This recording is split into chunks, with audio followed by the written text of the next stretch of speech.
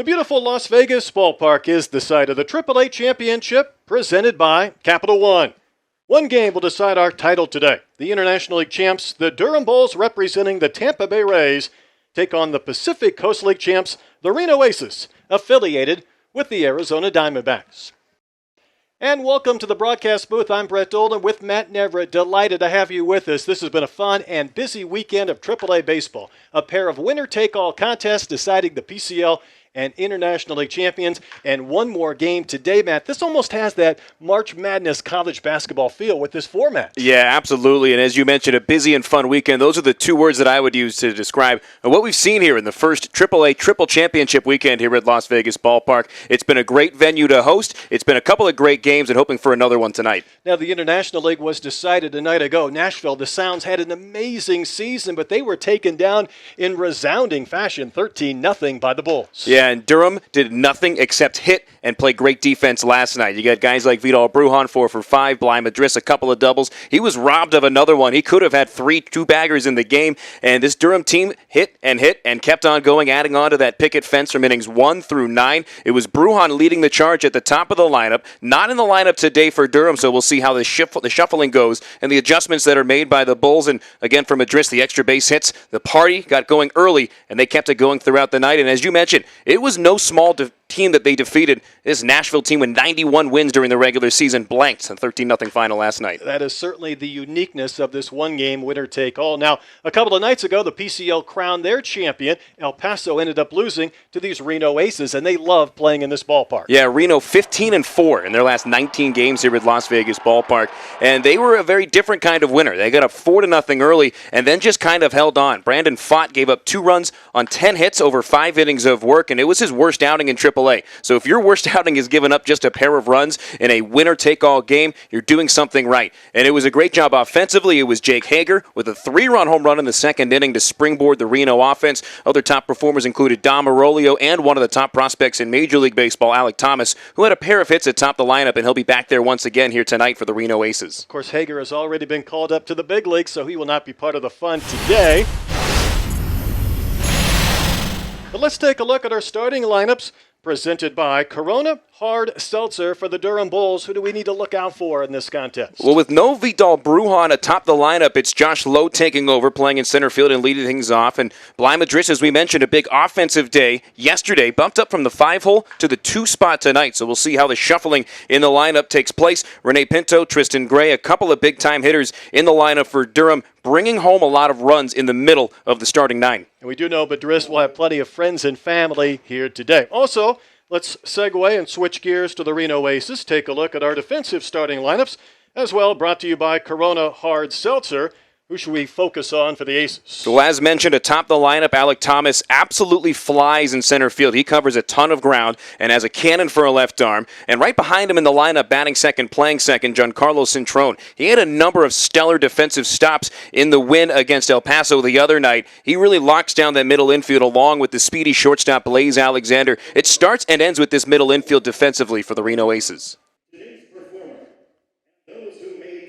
Just about time for the AAA Championship from Las Vegas. Matt, this is a Durham team that has won 4 of the past 5 International League championships. They have played in this postseason and making it their own month, to say the least. Yeah, and it's been a thing for them since they were founded in the late 90s. This Durham Bulls franchise, they've been with the Rays since they were founded, and they've done a great job of developing at the upper levels of the minor leagues. It's something that a lot of teams struggle with. Teams can draft really well. You get a lot of stud young players that play at the lower levels and then kind of pan out not how they think towards the top of the level. But to have the success that the Tampa Rays have had at the AAA level with the Durham Bulls and their entire existence is really something to behold, and this year, no different. They've done it in a lot of different ways as well. Well, it is a Durham team that leads the International League in home runs with 212, yet they don't hit one last night in a 13-0 win over a very good Nashville team. Yeah, you assume you see a 13-0 drubbing in the championship game of the International League. You assume, okay, a couple of home runs, maybe one guy had 2, but no,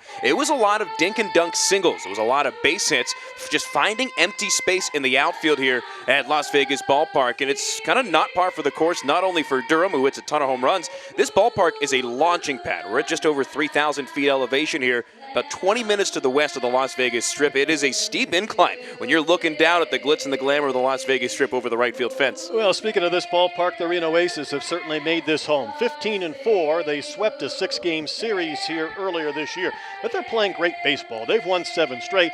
They've been extremely good everywhere over the last 2 months. Yeah, and the second half was very kind to the Aces, 36-22 down the back end of the schedule. Their offense was first in the PCL, second in AAA, and third in minor leagues from the second half on. So this is a team that found their stride at the right time, and similar to Durham, they do it in a lot of different ways.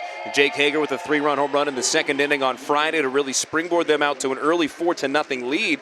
And then it's a lot of base hits and a lot of extra 90s and a lot of hard base running were how they were able to defeat El Paso on Friday. So they're a team as well. A lot of home runs, but they also can do the little things right. We talked about the uniqueness of this format, a one-game winner-take-all International League Championship. Same for the PCL. One game decides our AAA championship here at Las Vegas Ballpark.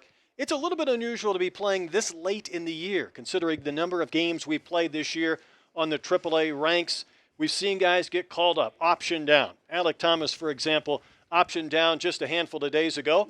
And some of the best performances in these last 2 days resulted in call-ups as well for these individuals. Exactly, yeah. We brought up Jake Hager on Friday, the 3-run home run in the second inning, and he was ready to go. He lives in Las Vegas in the offseason, so he had already brought all of his stuff here from what we're told. So he had to and then move out. He got called up, but you'll take that move any day of the week. And then yesterday, Vidal Brujan led off with a base hit and didn't stop hitting from there in the Durham win 4 for 5. He's called up as well. So you win the All-Star or the International League or PCL Championship MVP, you get a call-up. Unfortunately, nowhere to go after tonight. I think it's part of the fun for these managers. They understand AAA, a very transient level. See a lot of call-ups. And now that we're playing AAA baseball in the month of September, when these parent clubs bring these individuals to the major leagues, they know they have been playing baseball. They have not been sitting at home, for example, over the last couple of weeks without any games or live pitching. Exactly, and that's by design. Major League Baseball, one of the reasons why they stretched the schedule out a bit later this year. We had teams playing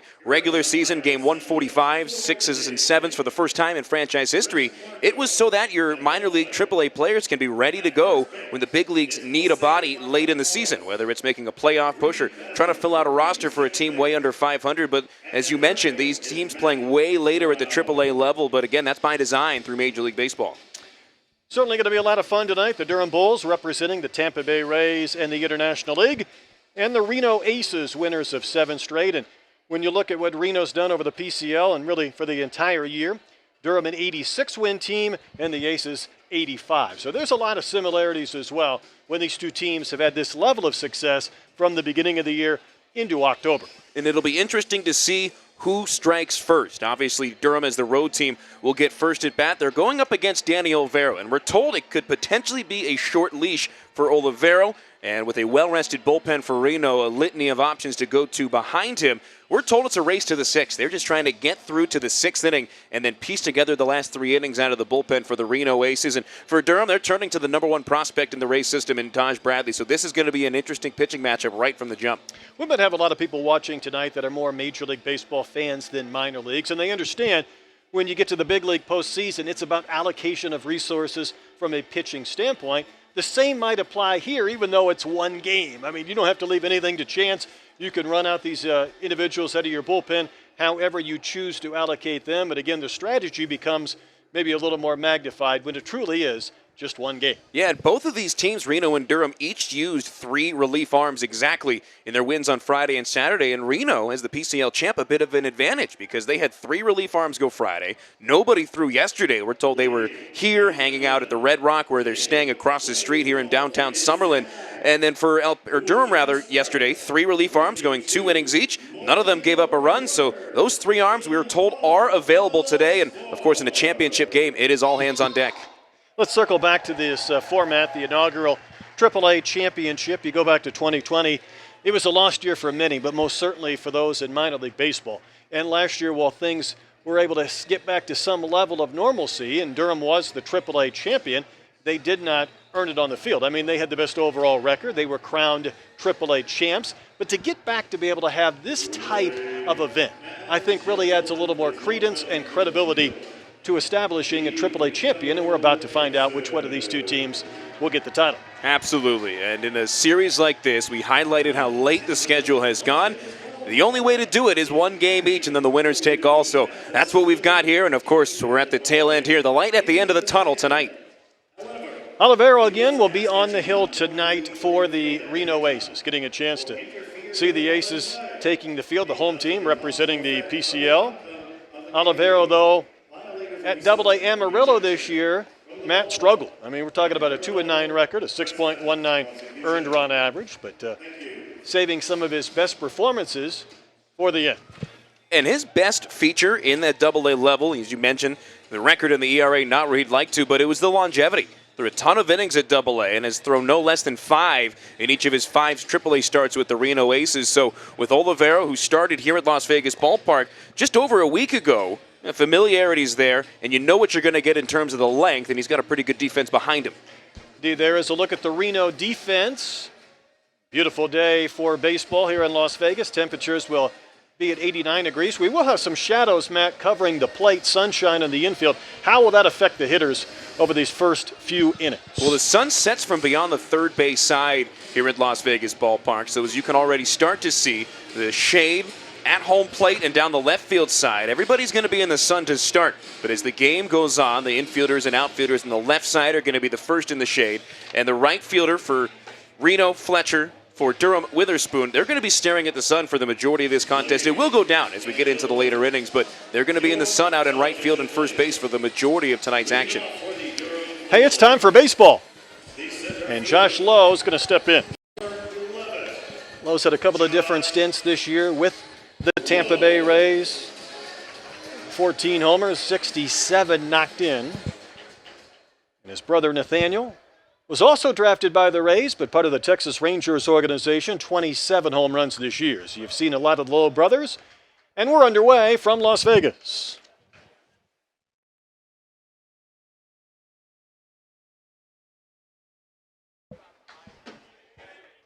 Our plate umpire this afternoon is Chris Marco, four-man crew here in the PCL. We will have some of the challenges, maybe from time to time, on balls and strikes, part of some of the rule changes in recent months here in minor league baseball. Little dribbler. Nice job by Olivero to pick it up and take it himself to retire Josh Lowe to begin this game. And for Olivero, good to get the nerves out and even better movement off the mound. Good job to spring off of the hill, and he took care of business himself. You know the nerves are there in a championship game like this, so on a play like this, you have no option to let those nerves get out. So far, so good for Danny Olivero and the Reno Aces. Brings up Bly Madris. You think this man is enjoying this event, coming back home to Las Vegas? He's having a great time. Madris, a local product out of Foothills High School in the southern part of the city, and I think he had a louder cheering section than everybody else combined last night. Been a huge year for Madris. He made his big league debut with the Pittsburgh Pirates, the team that drafted him. In fact, at his debut, he had a 3-hit game. Only Jason Kendall had done that in Pittsburgh history going back to 1996.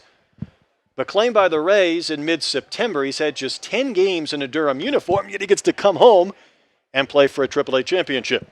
Yeah, both him and Jake Hager, go figure. The two local products on these two teams had great games in their respective league championships. Boy, that one just did miss.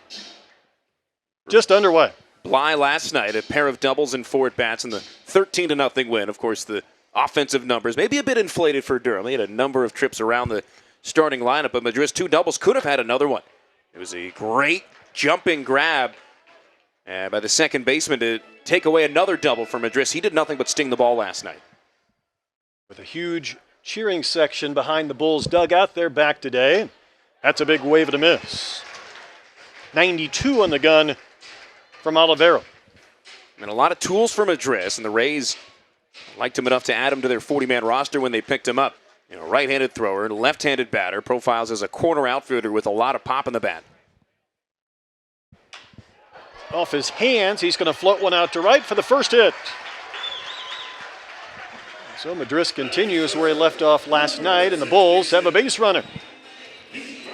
And when you're as strong as Bly Madris is, even the mishits will find some grass. He just kind of pushed that thing into shallow right field for the base hit. Here's Luke Raley. He's driven in 50 runs, also had a lot of success in the last half of this season, hit in 15 of his previous 17 games. Big night for Rayleigh last night. And this Durham team, no shortage of big nights offensively yesterday, but 2 for 4 with a pair of runs scored and 3 more runs batted in for Rayleigh. There's a ground ball to the right side. Nice backhand and a flip to second for an out. A chance for 2. No. Rayleigh able to beat the throw. Keep that from being an inning-ending double play. And that's one thing you'll see with the shifting. Obviously, the rules changes kind of going away from it. That was the third baseman, Duzenak, making the turn at the base at second. And Duzenak, who has played all 9 positions in a game at one point or another this year, obviously has played up the middle. But the third baseman trying to turn 2 at the base can create a bit of a delay. And beating it out was Rayleigh at first base. Something you wouldn't see at the AA level, but here in the AAA ranks, they play it like the majors, at least for the remainder of this year. That could change next year, and will for sure. Here's Rene Pinto. Cleanup hitter and catcher, and sends one into the stands down the line and right. Tell you what, Brett, with the rules changes thrown in throughout the season, minor league teams at all levels having to make adjustments. And I think that's been a big part of the minor league experience as of late, is being able to adapt to rules changes and other differences in the game. Adaptability, a pretty good word. Pinto socks one into the gap to left center field. It's going to go to the fence, and Rayleigh's going to circle around third and score the game's first run. A ringing double by Rene Pinto. And the Durham Bulls have enjoyed their time here in Vegas. Yes, they have. And Rene Pinto, probably almost as much as anybody. And you could hear the crack of the bat. That thing was absolutely smoked. Rayleigh had the right idea. He was trying to score all the way from the start. He was not going to be stopped at third. And Durham, as they did last night, jumping out on top early. There's Tristan Gray. All he's done this year is hit 33 home runs to lead all AAA baseball. And again, this is a team in Durham that's hit 212 home runs. High in the air, but playable center. Thomas, with the sunglasses on, makes the catch. We've completed a half inning. Durham Bulls on the board, 1-0 here in the AAA championship in Las Vegas. Durham Bulls on the board in the top of the first inning here in Las Vegas, and the Reno Aces with Alec Thomas getting ready to bat in the bottom of the first against Taj Bradley, the starter for Durham, one of the top prospects in this Tampa Bay Rays organization. Thomas was optioned back on Monday. Spent a bulk of his season with Arizona, 113 games, but he's going to be facing a good one in Bradley. Yeah, and this is a battle of top prospects. Bradley coming in number 1 in the Rays organization and number 18 in all of baseball.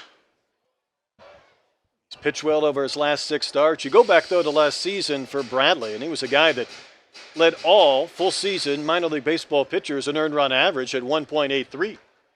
And finishing this year the way he pitched almost all of last year. That one stroked down the line and left for a base hit. Thomas with a wide turnaround first will hold there and a leadoff single. Thomas jumping all over that pitch on the outside, and a 2-hit game on Friday, and he gets his offensive evening started early. That's what you're going to see from Alec Thomas. He never tries to do too much. He'll take it where it's pitched, that one over the outside, and just kind of popping it into left and keeping an eye on him on the base pass. 5 steals and 7 tries in 27 games with Reno this year. Giancarlo Cintrone, second in all of minor league baseball in batting average, hitting at a .353 clip here in Reno. You're going to see some pretty big offensive numbers for guys who have had big campaigns, including Cintrone. Yeah, and here in the Pacific Coast League, it's a more hitter-friendly league than pretty much any other circuit across minor league baseball. So the numbers elevated a bit, but Cintrone, a pure hitter. Straight up the chute. Gray has the sunglasses on, navigating backwards, able to put it away for the first out. And that's going to be something that they're dealing with up until about 6:30, 7 o'clock here on the West Coast, is that sun right in the eyes. It's a high sky right now, and really no clouds to speak of over the playing surface here. So that one, just an extra degree of difficulty for Gray to make the catch for the first out. Luckily, not much wind. That helps out these fielders today. And here's Dominic Fletcher. Third in the Pacific Coast League in batting average after beginning his year with the Amarillo Sod Poodles. There's those shadows, that sunshine shadows contrast. From that shot, it's even hard to see home plate. Yeah, it is a stark contrast. And, of course, Bradley on the mound. Still standing in the sun. He should be in the shade in about 15 minutes. And he's got an advantage against the hitters right now. It changes the eye level, and it's really tough to pick up when the pitcher's throwing out of the sun. Snaps in for a strike to Fletcher. And, of course, a guy like Bradley doesn't need really any more advantages. Well, Matt, we've got our first challenge on the previous pitch. Yeah, and this is a new system.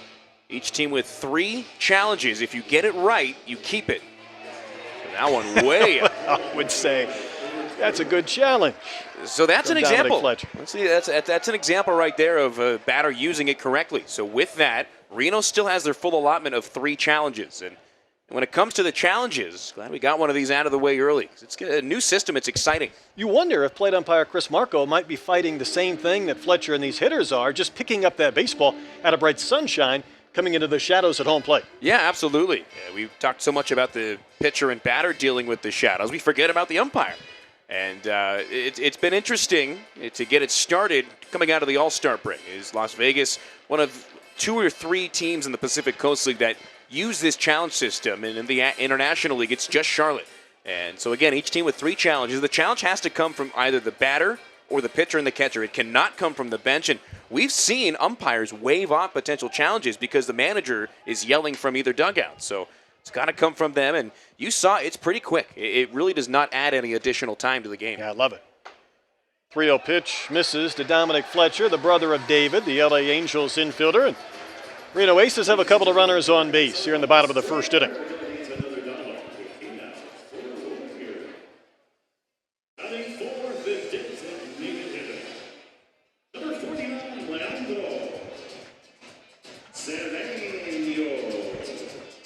Here's Cedeno, the DH. Spent a bulk of his season at AA Amarillo. In fact, 109 games. And Matt, he hit 30 homers and almost drove in 100 in 109 AA games in the Texas League. Yeah, and that's not a league that's known for its offense. He did all that himself. And you see, he's a big guy, strikes the ball hard, and if you combine for 30 home runs and 100 RBIs in a minor league season, that's almost more impressive than doing it in the big leagues because it's going to be in a smaller sample size to be sure. He spreads out wide in that batter's box and takes a big swing and a miss, and down quickly, 0-2. Yeah, Cedeno, not one to be intimidated. He's listed at 6'2", 195. Can tell you, he's not 195 pounds.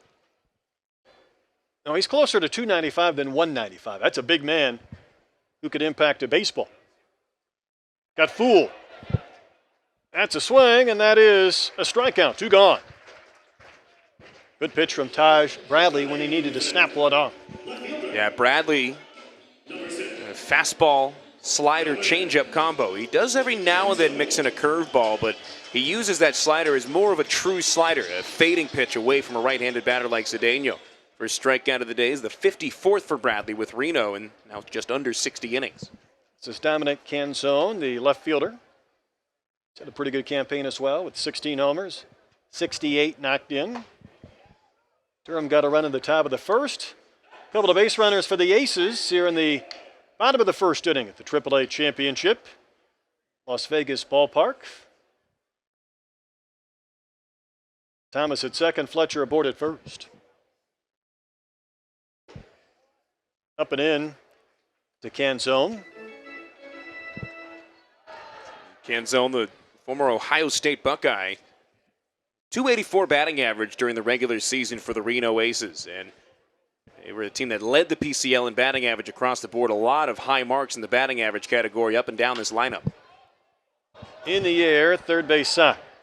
Haley has room, and he'll put it away. So the Reno Aces put a couple of runners on base with a hit and a walk, but strand 2. We played an inning in Las Vegas. Ruben Cardenas leads off the Durham second inning. It's Dini Olivero. Bulls got a run in the first on a Pinto double. That's strike one to Cardenas. What you would expect for this Durham team. He has provided some thump with 16 home runs. Softly hitting foul outside of third base. Just amazing, though, when you think about the success this Durham team has enjoyed. Winning 4 of the past 5 International League titles. Last year, the AAA champion with the best overall record.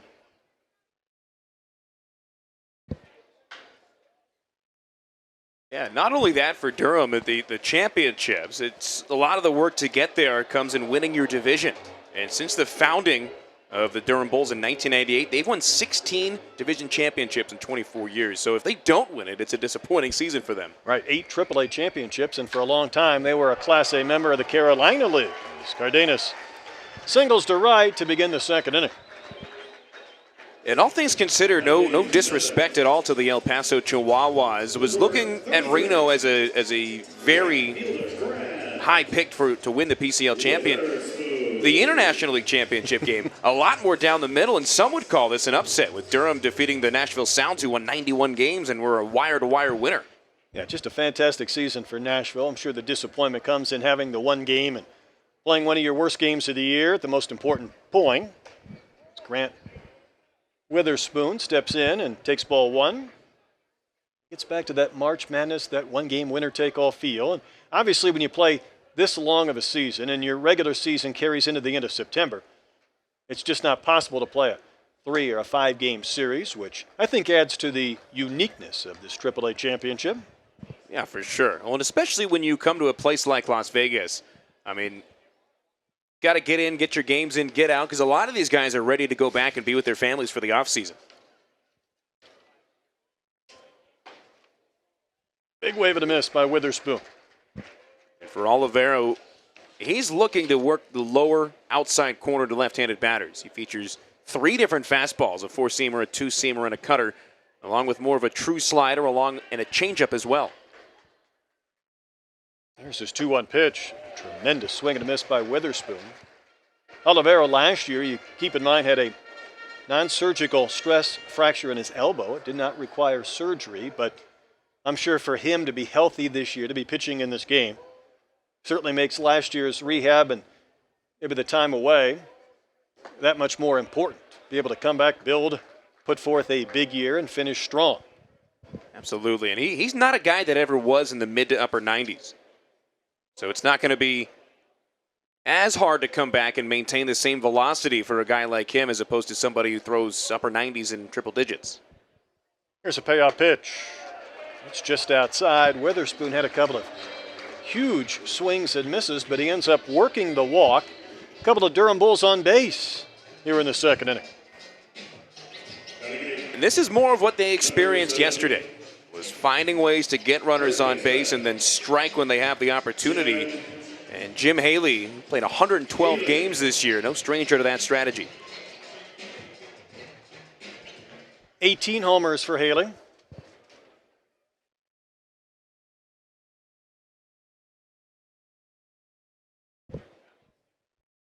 Of course, in Durham, if you hit a home run and you connect with the snorting bull sign, you win a steak from the Angus barn. Haley's won at least one of those this year, so their homers come with prizes and food. Might be part of the reason they led the IL in home runs. They knew what was in it for them if they did. Did a great job bringing that bull over from the previous stop, incorporating it into their newer stadium. One of those signatures I think fans expect to see when they head into the Durham Bulls Athletic Park. Yeah, it's a beautiful park in downtown Durham, just next to Raleigh in North Carolina. And as mentioned, they've been one of the staples, not only in the playoffs, but in that region. As you mentioned, they were a single-A team in the Carolina League, and then since '98, been AAA affiliate of the Rays. Think about it. When the Reno Aces last played for a AAA championship, it was 2012, and those games took place in Durham. We've got another challenge, Matt, 2 already so far in our game. Yeah, we were curious as to how often these players were going to use them. That one just clipping the lower outside part of the strike zone. So we've seen 2 successful challenges so far. The number of challenges allocated per game, does that work for you? Do you think that's a number that could find its way into the big leagues without too much change? I do. I think 3 is an appropriate number. That's on the outside corner, strike 3. So Haley goes down looking. Well, and you can use it strategically like that, because for Haley, you're going to challenge 2 out of 3 pitches when your team gets 3 for the full game. So you better be darn sure in a situation like that you are correct. And your teammates would be screaming to you from the dugout, hey, save a few of those for us. We're only in the second inning. Don't use up our entire allocation and be wrong in the second inning. Exactly. And we saw a number of those situations down the back stretch of the year here in Las Vegas. This is Xavier Edwards. Betting in the 9-hole. Lifted to left. Canzone turning and running. That ball's high off the fence. Runners had to hold, though. They weren't sure if that ball was going to be caught or not. Cardenas will score. That's a ringing double from Edwards, and the Bulls have a 2-0 lead.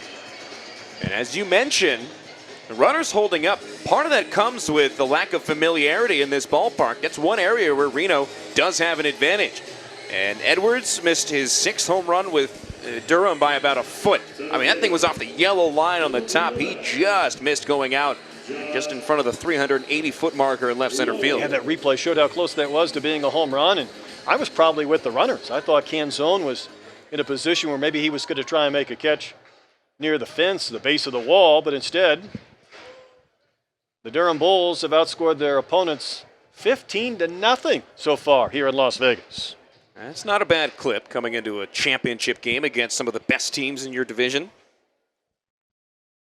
Infield in all the way around for Josh Lowe, who hit a little chopper fielded by Olivero for a 1 unassisted play to begin this game.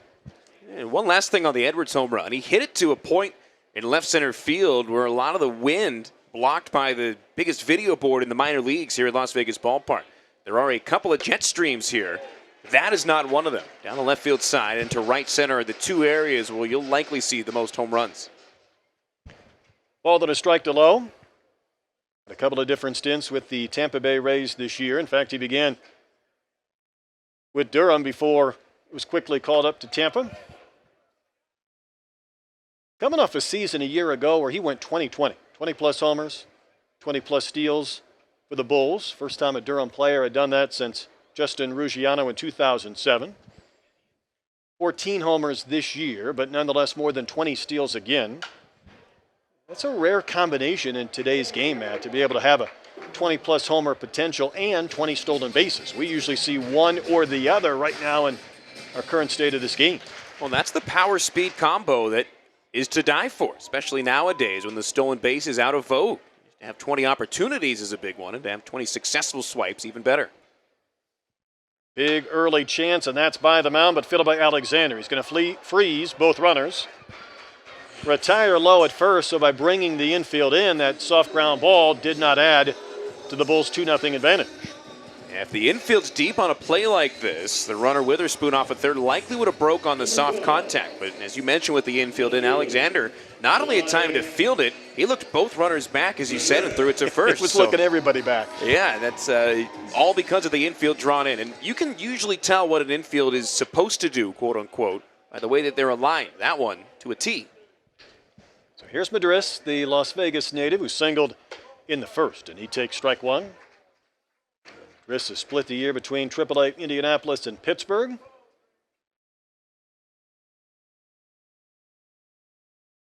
"39 games, the big leagues for the Pirates, before being designated for assignment back on September the 13th. That could be a disappointing way. You make your major league debut, you're finally in the big leagues, get a little bit of a chance to play for the team that drafted you, to be designated for assignment, but this opportunity with the Rays and playing in the AAA championship, a way for Madris to finish on a positive note for his campaign. Absolutely. I mean, you always look for what they call a soft landing spot, somewhere where you're going to get an opportunity to play every day for a pretty good team. And I think Madris is 2 for 2 there. I mean, he has been a stalwart in the middle of this lineup. He's been an everyday plug-and-play corner outfielder. And, oh, yeah, the team just happens to be doing exceptionally well towards the back end of the year.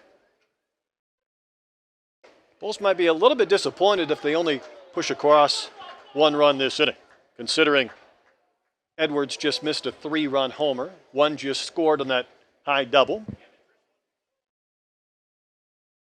But Olivero trying to strand a pair of runners in scoring position. Big pitch. Off the corner. Yeah, the Bulls no stranger to a big inning, especially in the win last night.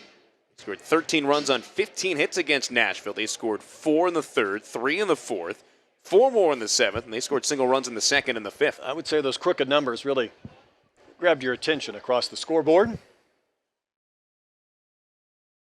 2-2. Finishes down and in. So regardless of the result, already an impressive at-bat for Madris. He got down 0-2, fouled a pitch off the back leg to go 0-2, and has taken 3 really tight pitches, each called a ball, and now has given himself a chance with first base open. He's knocked in 15 runs for the Bulls, so he's had a knack for doing that. That's fair. Off the glove of Beer, and 2 runs are going to score. Madris was able to keep it fair over the bag. Beer could not collect it. And all of a sudden, it's a 4-0 Bulls lead. That's what happens when you put the ball in play. Madris forcing Beer to make a tough opportunity to his left, and Beer, who's known way more for the glove than the bat rather than the glove, couldn't get a hand on it. And so a big inning for Durham. Deja vu all over again here this weekend for the Bulls. And a mound visit already here in the second inning as 4 runs have been pushed across by the Bulls. And it looks like Edwin Uceta's coming in. He had just started to warm up, so he's a quick loosener. He's coming into the bullpen, so Uceta in behind Olivero. We were told it was likely to be a quick hook. We'll step aside and come back. New pitcher for the Aces. Edwin Uceta comes on in relief with 3 runs, scoring already for the Bulls in the second. Here's Luke Raley.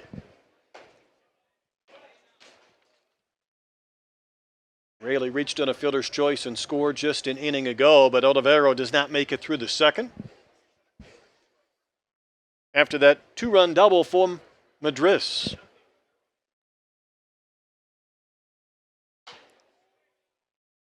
Uceta had made his big league debut last year with the Dodgers, split time between 3 years in the LA system. Signed as a minor league free agent this offseason by the Diamondbacks, and he split time between Reno and the big league club. Here with Reno, great numbers though. 6-1 with a 4.86 ERA, mainly pitching out of the bullpen. 28 appearances in the regular season, just 5 spot starts. See how long he might be called upon. And no reason to hold anything back with only 1 game to go and not even a full game. Probably not how the Reno Aces drew up the game plan, down 4-0 right out of the gates to this red-hot Durham Bulls team. For Edwin Uceta, 70 strikeouts in 50 innings with Reno, and opponent batting average under 200. So he has put up stellar numbers here. Fantastic numbers. There's Madris at second base. 2 more hits, including a couple of RBIs. He might be an early candidate for our MVP. Absolutely. 3 doubles in the last game and a half. A pretty good couple of days at the yard here in his hometown. 3-1 pitch. Big, vicious swing and a miss by Luke Raley. And Uceta and Raley, teammates with Oklahoma City and Los Angeles last year. So these are a couple of guys who know each other well. Yeah, Raley's had a few AAA stripes. He was with Rochester in 2019. Oklahoma City a couple of years ago.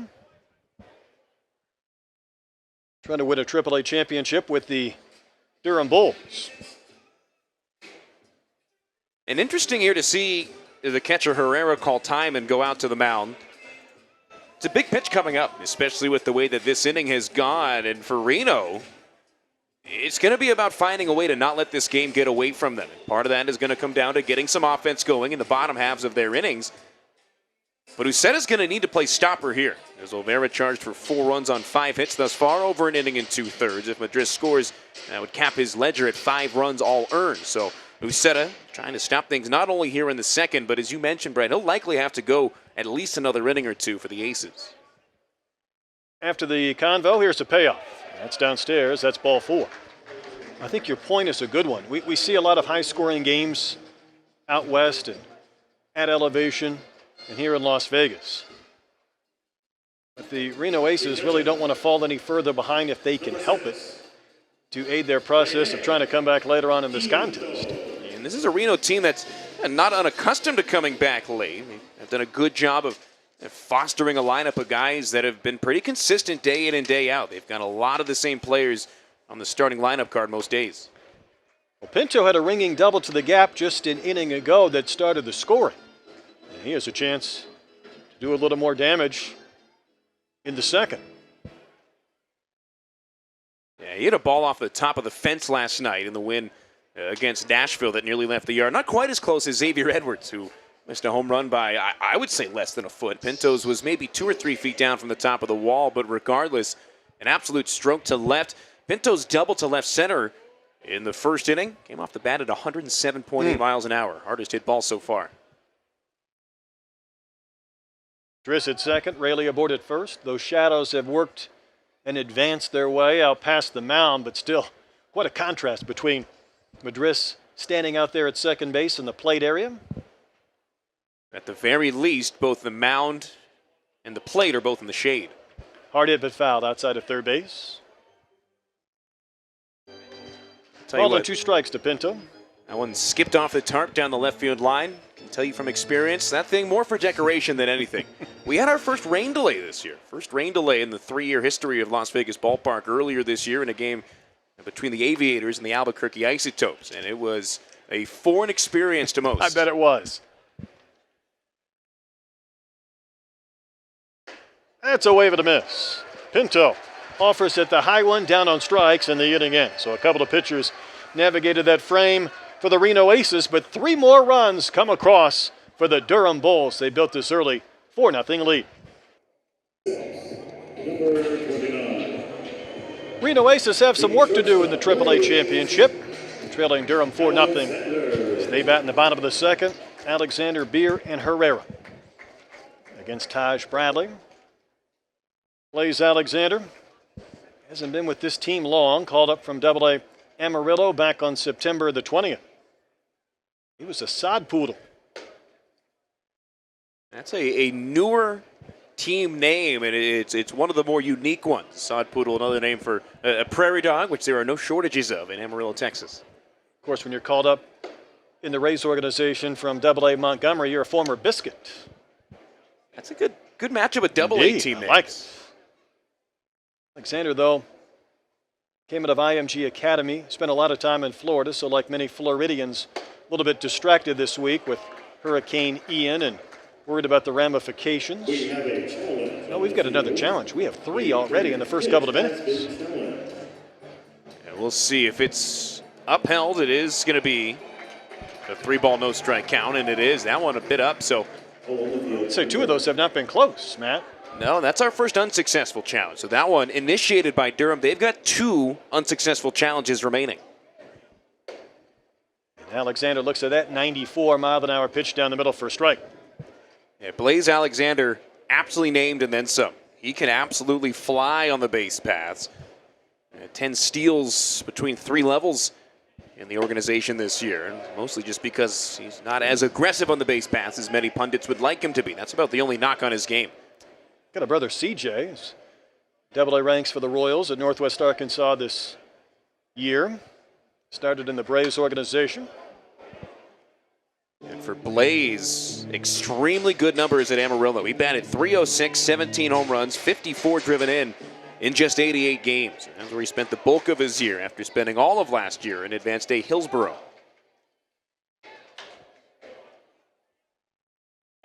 I don't know if Rayleigh sees the baseball. He does not. Edwards does, but he can't get there. And Alexander is going to navigate his way to second base. The beneficiary of a sun-aided bloop double. And that's what you're going to see from Blaze Alexander. Sometimes better to be lucky than good. I think there's a bit of both in this situation, but that's all on Alexander advancing from first to second. Most base runners would be content to stand on first with their good luck base hit, but no, he turns it into a double on his own. We saw the replay. Rayleigh at the edge of that shadow sunshine contrast at first had no chance.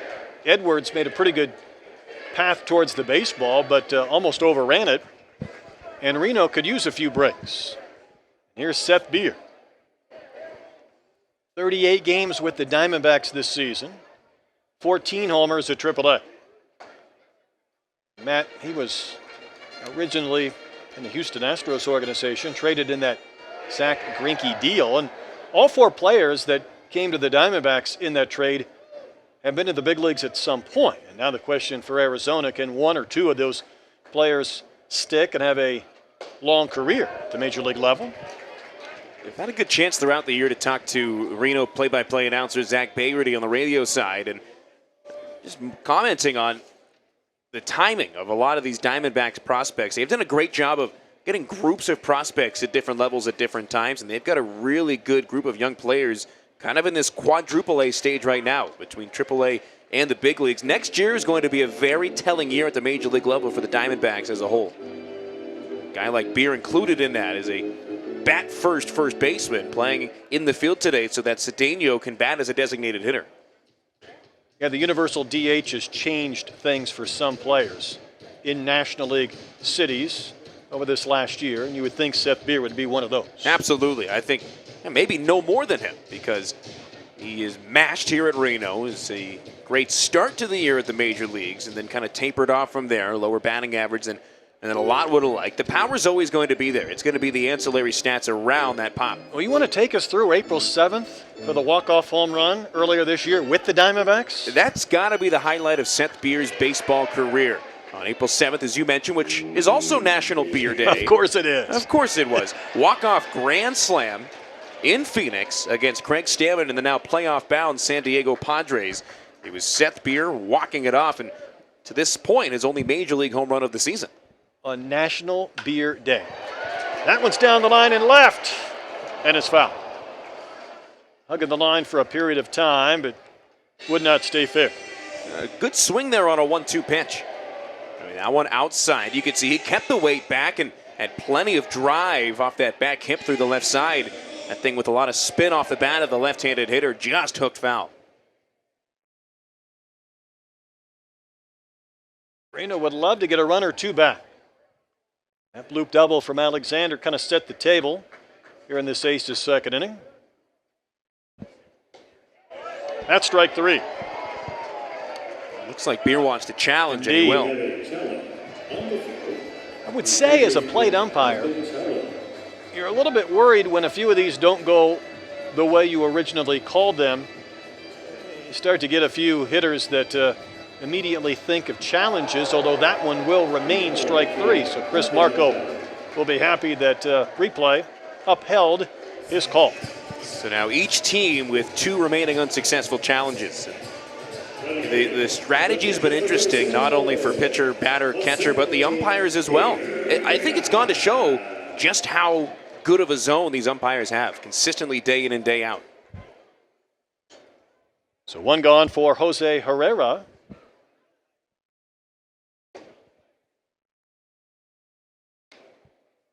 He had 47 games with the Arizona Diamondbacks this year. Made his big league debut early this year on April the 9th.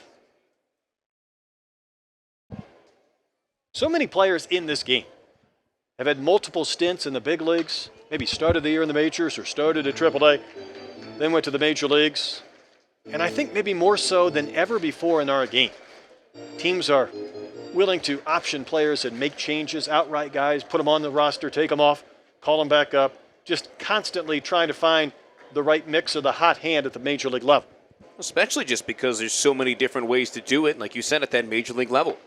And teams with the regionalization of AAA affiliates, trying to basically get them as close as they can to their major league farm clubs. And the level of play at AAA getting closer and closer to the major leagues every year, it's less of a difference than it used to be for sure. So teams are way more willing now than in years past to kind of send guys back and forth. We call it yo-yoing. There's some AAA markets like Sugar Land to Houston or St. Paul to Minnesota, where you're talking about a 30-minute drive where you can call up guys after batting practice if there is a need. It's a little more complicated maybe to get somebody from Durham to Tampa or from Reno to Phoenix, but today's day and age doesn't stop the roster movement when there is a need at the big league level. And then when there was a lot of change-ups coming out of the last 2020 season, as mentioned, the localization of the AAA affiliates a big focal point for Major League Baseball. That's it well in the gap to left center field. It's down for a base hit. Alexander's going to score the first run for the Reno Aces, and they're on the board on the RBI swing from Jose Herrera. And a great swing from the switch-hitting catcher to take that one to the gap the other way. And as we said for Reno, just trying to find a way to get the offense started. And started it has, and it's come down to their catcher to get things going. RBI number 15 with Reno for Herrera. Camden Duzenak. 13 home runs this year. Certainly a very versatile player. You could say that, right, for a guy who played all 9 positions in a game not that long ago? I think that might be an understatement. Duzenak on the 26th of September played all 9 positions, finished it up with the scoreless 9th inning because why not? Yeah, absolutely. Exactly. I mean, that's the way to cap things off. I mean, that is your night. When you go Bert Campaneris, that's something that's not been done that often. Guys that can play multiple positions. Think about the ability then to maybe go behind the plate and catch an inning or pitch. And we've seen a lot of that at the AAA level. You got guys playing second, third, and first, kind of with regularity, popping out into the outfield every now and then. The funny thing for Duzenak is when he played all 9 positions in the game, the only position he hadn't played yet this year was first base. They had him pitch and catch before he played first base in a game. And it is a rarity. There's usually one guy a year that you see around minor league baseball, typically in the very, very end of the season, that'll play all 9 positions in one game. And it's typically a very versatile player like Duzenak. He's trying to continue this Reno second inning. Down in the count, a ball and 2 strikes from Taj Bradley. Pins that one off the plate and misses. I think the most impressive of the 9 positions is catching. It's got to be. Obviously, you're going to get the least opportunities as a pitcher, as a position player, but catching is even more notable and impressive. Takes guts to get back down there. And a wave and a miss. Good pitch from Bradley. Duzenak down on strikes for the second out. That's 3 strikeouts now for Bradley.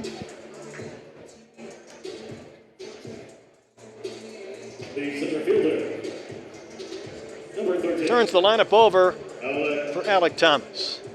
Has been a part of multiple Futures games in his baseball career. Again, optioned back on Monday. Had a 5-hit game on Wednesday. And a singled in his only at bat here in the AAA Championship. He's got a unique approach to the plate. Kind of steps in towards home plate with the right foot way in front of the left and then clears the hips way early. What that does is generate a ton of pop to the right field side. Well, Chavaretta at the plate, he'll go ahead and handle that himself. He can hit, he can run, he can field the position, all in the batter's box. But Thomas is a guy who's always been highly heralded. Second round pick out of high school in Indiana, or rather Illinois, Mount Carmel High School in Illinois. Was a top 5 prospect before he graduated from prospect status earlier this year. Down and in, son of the White Sox strength and conditioning coach Alan Thomas. So he grew up around the game and around the big leagues. Really getting a tremendous chance this year with 113 games with Arizona. Very upright stance, holds that bat almost straight up in the air as well. And a 2-1 on the way. Painted on the corner at 95 in the gun. Not a bad pitch from Tampa's number 1 overall prospect in Taj Bradley. And to have your number 1 prospect go in a game like this has to mean a lot for the Tampa organization. I think it's what makes this matchup so much fun. With Bradley going head-to-head with Thomas, you're talking about 2 of the best prospects in each of these teams' organizations. In the air to right. Back goes Witherspoon. That ball's gone. In the bullpen. Thomas sneaks one out. We've got a game. It's now a 4-3 Durham lead. And that's where the power for Alec Thomas is. Straight away to right field. He jumped all over that pitch down in the zone. And Thomas with his 5th home run of the Aces, 2nd hit of the day. And as you mentioned, Brett, back to just about even, as that one will bring Reno within a run. Thought Witherspoon might have a chance to get up near that padded yellow line, but he caught his cleat at the base of the fence, and Thomas has the home run, his 5th with the Aces.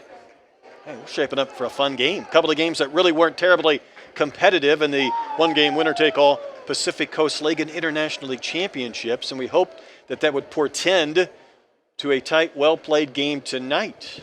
And we were joking before the game started that if you had two legendary clashes in the semifinal games, you might be due for a letdown spot. Yeah, but no, that has not been the case. We have had a great game today already and a lot of offense early on. Centron popped to short his only time in. Tremendous batting average this year. 353 at Reno alone for the Nova Southeastern product. That's the same school, South Florida, that produced, among others, J.D. Martinez of the Boston Red Sox.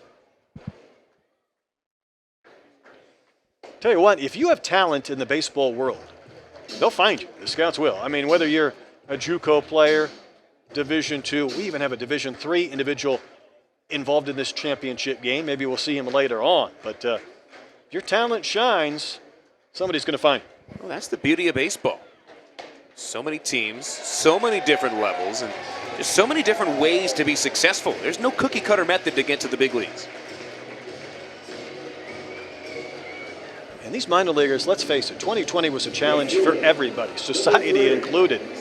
But that lost year of development, I think, is one that my concern was it was going to put these guys behind the eight ball. And I think these extended schedules, both last year and this year, you're seeing guys with close to 600 plate appearances, maybe making up for a little bit of that lost time.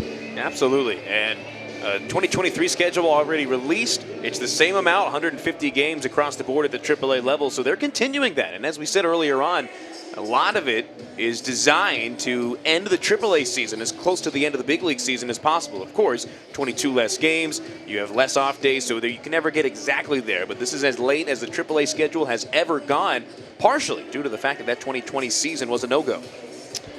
Dominic Fletcher bats with Centron at first after the mound visit. It's fun for me to see Fletcher again. I was with him for a couple of years in the SEC. He was a talented Arkansas Razorback, Woo Pig, and Fletcher had a tremendous College World Series in 2018 when Arkansas won the first game of that championship series against Oregon State. They had a pop-up that dropped to keep them from winning it at Game 2. They lost Game 3, but they lost to an Oregon State team that had, among others, Adley Rutschman, Stephen Kwan. How about Trevor Larnaka, the Twins? I mean, that's three guys already in the big leagues off that 2018 team. Big bouncer to second to Edwards, and he will throw out Fletcher to end the inning, but a good frame for the Aces. They get three back, off and rolling. 2 innings complete at the AAA championship.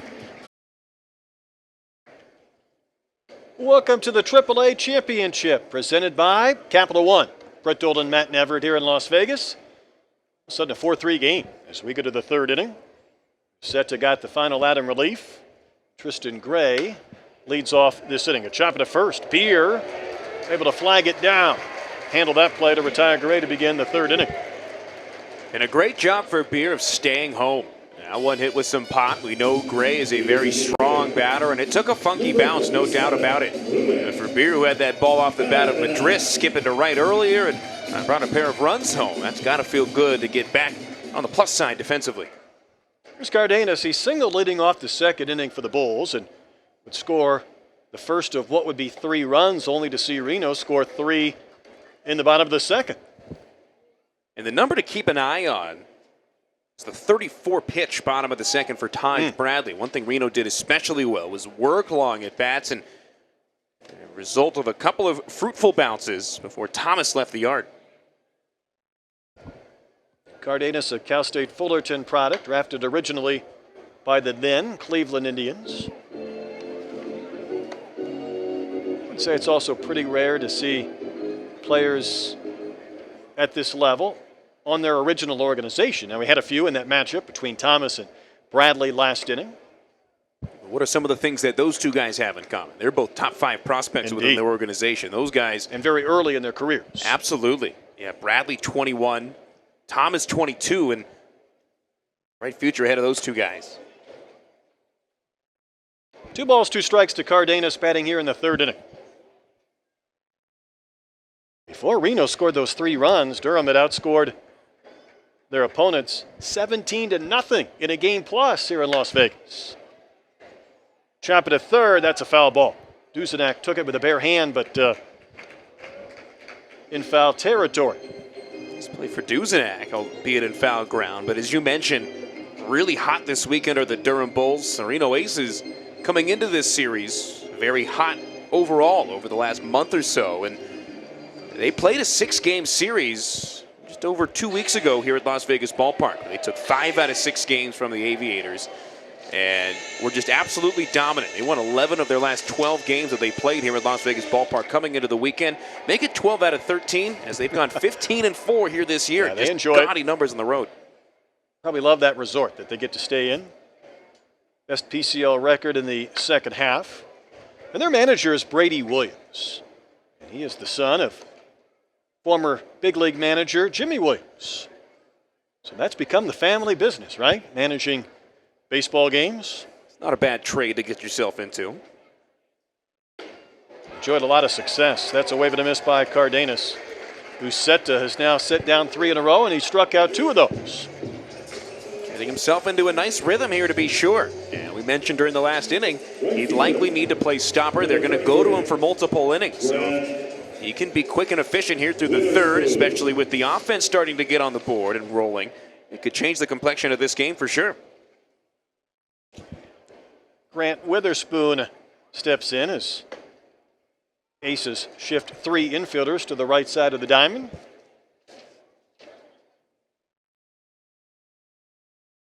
This will be the last game in quite a while we see shifting at the AAA You're right. level. Adopting the Major League rules change next year. You're going to have 2 infielders on each side of the infield with both feet on the dirt. Some of the studies, I believe, have shown that the 3 infielders on one side of the diamond doesn't affect hits as much as that second baseman out there in shallow right. It's the ability to take away singles. And I think that the fact that they added that other rule that both your feet had to be in the dirt means that they were trying to go for that almost specifically. Basically a 4th outfielder, and in a lot of the verbiage when they released the rule changes and what to look for, that was one that they almost word for word put in there. They don't want to have 4 outfielders at any point. Uceta would love a perfect inning. He's going to do just that. Gets the wave of a miss. How about that? 1, 2, 3 and done. Couple of strikeouts. Nice job by Uceta, sending our game to the bottom of the 3rd inning. From Las Vegas Ballpark, welcome back to the AAA Championship presented by Capital One. Got a 4-3 game as the Reno Aces bat in the bottom of the 3rd inning. They're the Pacific Coast League champions, Arizona Diamondbacks affiliate, taking on the Durham Bulls out of the International League and the Tampa Bay Rays system. Cedeno struck out back in the 1st. Always interesting to see which Major League affiliates make it to championship games like this. It's usually the ones that put the emphasis on winning at the minor league level, like the Rays have traditionally, and the Diamondbacks have over the last couple of years. A number of guys on this 2022 iteration of the Reno roster were together in Hillsborough in 2019, winning the Northwest League title, so they've come up winning together. I would also say it's easier to emphasize winning when you have a farm system full of good players and you backloaded some good drafts, and then you add the player development factor into the middle of everything. And it takes an army. Here's the 1-2, and that bends down and out. It takes a support staff and a half just to roster any major league club, and it takes about 3 to 4 times that to keep up that same level of intensity and preparedness at the minor league level. Cedeno again had 30 home runs in 109 games in the Texas League. He would love to take advantage of the thin mountain air and the elevation if he gets a pitch to handle. Here's the payoff. He'll be fouled back and out of play. He talked about it when Durham batted in the top of the 3rd, but Reno in the 2nd forcing Taj Bradley to throw 34 pitches after he retired 5 batters in just 15 pitches in the 1st inning of play. So Reno stretching him out as the game goes along. That ball's blistered to center for a base hit. Sounded loud. Can't wait to get the analytics on the base hit from Cedeno beginning the Reno Aces 3rd inning. Cedeno doesn't get many singles, and if he does, they're more often than not just like that. Line drive screamers right back up the middle. That's one defensively when you're glad nobody's in front of that swing or that result. You say, whoo, glad he hit it away from me. There's Canzone. He popped to third his only time in. You mentioned he played collegiately at Ohio State, so a Big Ten product. How about this during his last year as a Buckeye? He reached base in 59 consecutive games. Now that's obviously better than the Major League record.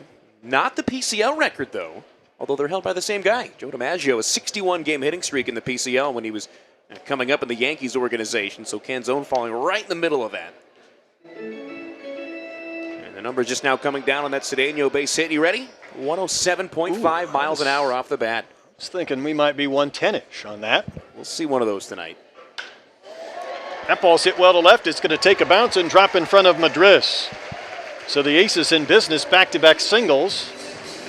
Start the bottom of the third inning. And that one definitely not 110 off the bat, but still hit very hard to left field. And it's been back-to-back well-struck base hits for the Aces. So starting to see Taj Bradley much, much better down the second time through the lineup. I don't think it's any coincidence. It's a little bit easier to see around home plate right now than it was those first two innings. No doubt about it. Now the shade encompassing the entirety of the infield, and making it a little bit easier for everybody. You've at least got a consistent backdrop if you're both a pitcher or a batter here. So Blaze Alexander in. He had a bloop double, the beneficiary of a flare down the right field line that Raley at first could not see and Edwards couldn't get to. Blaze Alexander enjoying his first AAA promotion, so it's a nice mix of guys who have been up and down between the majors and AAA, and a few guys who are getting to taste AAA life at the very end of their campaign after spending a bulk of the season in AA. Yeah, Alexander batting and Cedeno off second. Two examples of what you just said there, guys, getting up here at the end. And for a Reno team that did not make a ton of roster moves throughout the year, it's a group of guys that have been kind of all together and really no minor league free agents picked up by the Diamondbacks and assigned. They really want to keep these guys together and playing well here at the AAA level. I think that's fun for a farm system when you have enough talent where you don't have to plug and play with a number of AAA free agents. You feel like you have a nucleus you not only want to keep together, but you want these guys to get a bulk of the at-bats and the opportunities. It's one thing to fill a roster. It's another thing to fill a roster with purpose and guys true. that you want to develop. Wave and a miss. Alexander down on strikes. We've seen a couple of times today, a couple of runners on base. Not even a thought, of course, of maybe dropping a ball down or a sacrifice. Guys up there swinging, but that's a big K for Bradley to get the first out before the dangerous Seth Beer steps in. And that fastball elevated over the chest of Blaze Alexander. That's where the strikeouts come for Taj Bradley. He's not a guy that's going to necessarily bury anything in the dirt on 0-2, but he rides that fastball high in the mid-90s, and that's his put-out pitch. Even an extra base hit from Beer could put Reno ahead for the first time. I'd be curious to hear some scouts' opinions on Beer, on where they think his big league career or career trajectory might take him. I mean, he's been on everybody's radar since that freshman year at Clemson, where he won the Dick Hauser Award, and so unusual for a freshman to win that award, but just put up crazy numbers. As the fans here at the Las Vegas ballpark enjoy this AAA championship. I won't say he's one-dimensional, but the bat is where this future lies. Absolutely. For him. He's going to live and die by the bat, no doubt about it. No matter how he develops, that is what he is going to be known for. Hard hit through the shift for a base hit. Cedeno will score. This game is tied for the first time tonight, and we're even at 4 apiece. But Seth Beer coming through with an RBI single through the three-man right side of the infield. He's known for the bat, and that's why. Not only driving home runs with regularity during the regular season, but finding gaps, ripping that one through the teeth of the shift to get it tied up. That is a clutch at bat. And the Aces finally starting to get to Taj Bradley in the second and then continuing it here in the third. There was some life in that Aces dugout.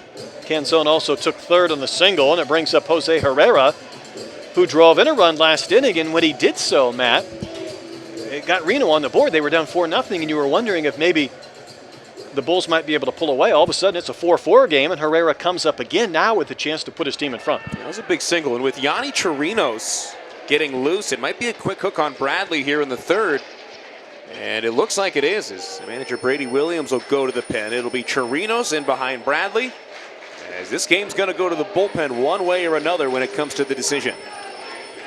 Pitching change break here in Las Vegas. The AAA championship tied at 4 apiece between the Aces and the Bulls. Had a couple of pitching changes already. The AAA championship from the beautiful Las Vegas ballpark. Tied at 4 apiece, the Reno Aces and the Durham Bulls. The Bulls going to bring on a new pitcher. It's Yanni Chirinos, the Venezuelan right-hander. 6'2", 225-pound, 28-year-old. Coming into a tied-up ball game. As mentioned, the decision either way going to go to the bullpen, unless Chirinos able to slam the door on the Aces here in the third. Runners on the corners, just 1 out. And the pitch to Herrera, a little bit up and in. Chirinos making just his 6th outing for the Durham Bulls. And this is his first out of the bullpen. We'll take a look at that last pitch. Another challenge. These things have been in vogue here in our game, the first 3 innings. Going to clip the top portion of the zone. That is a successful challenge, so the Aces will not lose one. Both teams with 2 remaining. They've each had 1 unsuccessful challenge to this point. Herrera again, 47 games this year with the Diamondbacks. Chirinos rehabbing an arm injury. Has not tossed a lot this year. This is 12th outing overall in the season. A 1-1 record and a 4.44 ERA. Was without a decision in 5 starts for Durham. 2.81 ERA in 16 innings during International League play at the end of the regular season. As much as these managers know, they have their bullpen available. With this the only contest in the AAA championship, 1 game winner take all. It's not a best of 3, a best of 5. You still would like to see somebody take the proverbial bull by the horns and have a little success to give you some breathing room, at least to get to the middle innings and then possibly beyond. You look at Edwin Uceta, he's done just that. He's retired 4 batters in a row out of 5 faced after walking the first hitter he was up against in the second. Get Chirinos on a pitch clock violation. He did. Plate umpire Chris Marco vacated his position, already pointing to his imaginary watch and then putting a ball up on the scoreboard, so it's 2-2. That's what's going to be interesting next year at the big league level. It's in spring training in April. Something that we've had in the minor leagues here for a couple of seasons. And smoked. No opportunity to get the force at second for a double play, so a run will score as Herrera will ground out. They get his 2nd RBI. This hit Chirinos on the way by. It slowed it down, but by the shift here, Matt, there was no opportunity to get that lead runner at second base. Yeah, the shift has not gone the way of the Durham Bulls this inning. The Beer RBI base hit was right in the middle of the 3 infielders on the right side. And that one goes in the books as a 1-6-3 RBI ground out for Herrera because there was nobody at short. When Tristan Gray, the shortstop on the other side of the bag, fielded it. So the shift giveth, and the shift taketh away tonight for the Durham Bulls. Sure does. Duzenak now will bat in the 9 position for Reno. So we've had a couple of runs in this game. 4 unanswered runs by the Bulls to begin. Now 5 in a row by the Aces. That's kind of what we were hoping for, but with the way that 2 games had gone earlier in the weekend, you never know. Durham, you score 13 runs one day. Do you keep that offensive momentum going? And for the Aces, 2-run output from their pitching staff. They've held up their end of the bargain so far today. I'd say the positioning works out quite nicely there. Duzenak retired, but Reno able to push across a pair of runs. And all of a sudden, Reno has a 5-4 lead in the AAA championship game from Vegas. Jim Haley steps in to begin the top of the 4th inning for the Durham Bulls. They find themselves trailing for the first time. 4-0 lead is evaporated quickly, and I would mention, Matt, that Uceta's done a fine job. He walked the first man he faced coming on in the 2nd inning. Since then, he's gone strikeout, ground out, strikeout, strikeout. Not a bad little run for Uceta, and he's a guy who's played for some high-level ball clubs. Spent last year with the Los Angeles Dodgers and You're a hard-throwing right-hander out of the bullpen for the Reno Aces, and he's done a great job of settling things down. We mentioned during the last half inning, it's been a game of runs with Durham on top 4-0, Reno 5 unanswered runs. So the momentum flip-flopping, and in no short part due to the effort of Vicenta to this point. I like the way he hides that baseball. There's a little bit of that leg kick, a turn as well. Hit in the air to center. Easy play for Thomas out there with sunglasses on in the sunshine, able to put it away to retire Haley for the first out. Yeah, he talked about it for Vicenta. Number one, it helps if you throw in the upper 90s, which he does. Number two, it helps if the hitter doesn't see the pitch until it's leaving the hand. And as you mentioned, he does a great job of keeping it tucked behind that back right hip. And even when he separates the hands, he drops it straight down behind the leg. And the batter doesn't see it until he brings it up by the ear. Edwards had an RBI double, scored a run back in the second. A young man who was drafted 38th overall back in 2018. The San Diego Padres. To face Uceta here, but he was traded then in December of 19 in that deal that involved Tommy Pham and Jake Cronenworth. The Crone Zone. And Edwards, one of the crown jewels at the minor league level of that trade. Currently the number 5 prospect in the Rays organization, a multi-positional infielder and a left-handed batter as well. He's got all the tangibles and intangibles. He entered this season with a career .320 batting average, so he's hit at every level in which he's played. Here's a 2-1. It's off the corner.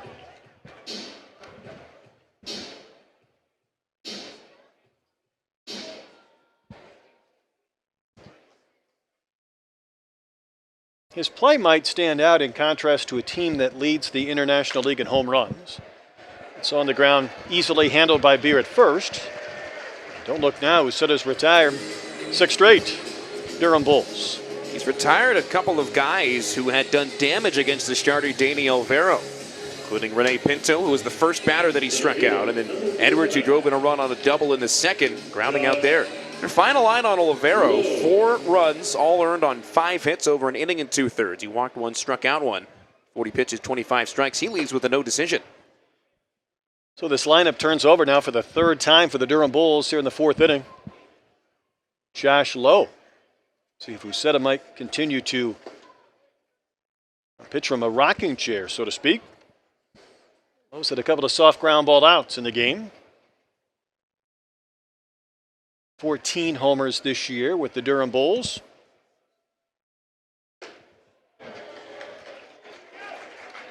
Lowe, a real free swinger from the left side. He was on the tentative opening day roster for the Bulls to start this year. Ended up getting called up before we could play a game.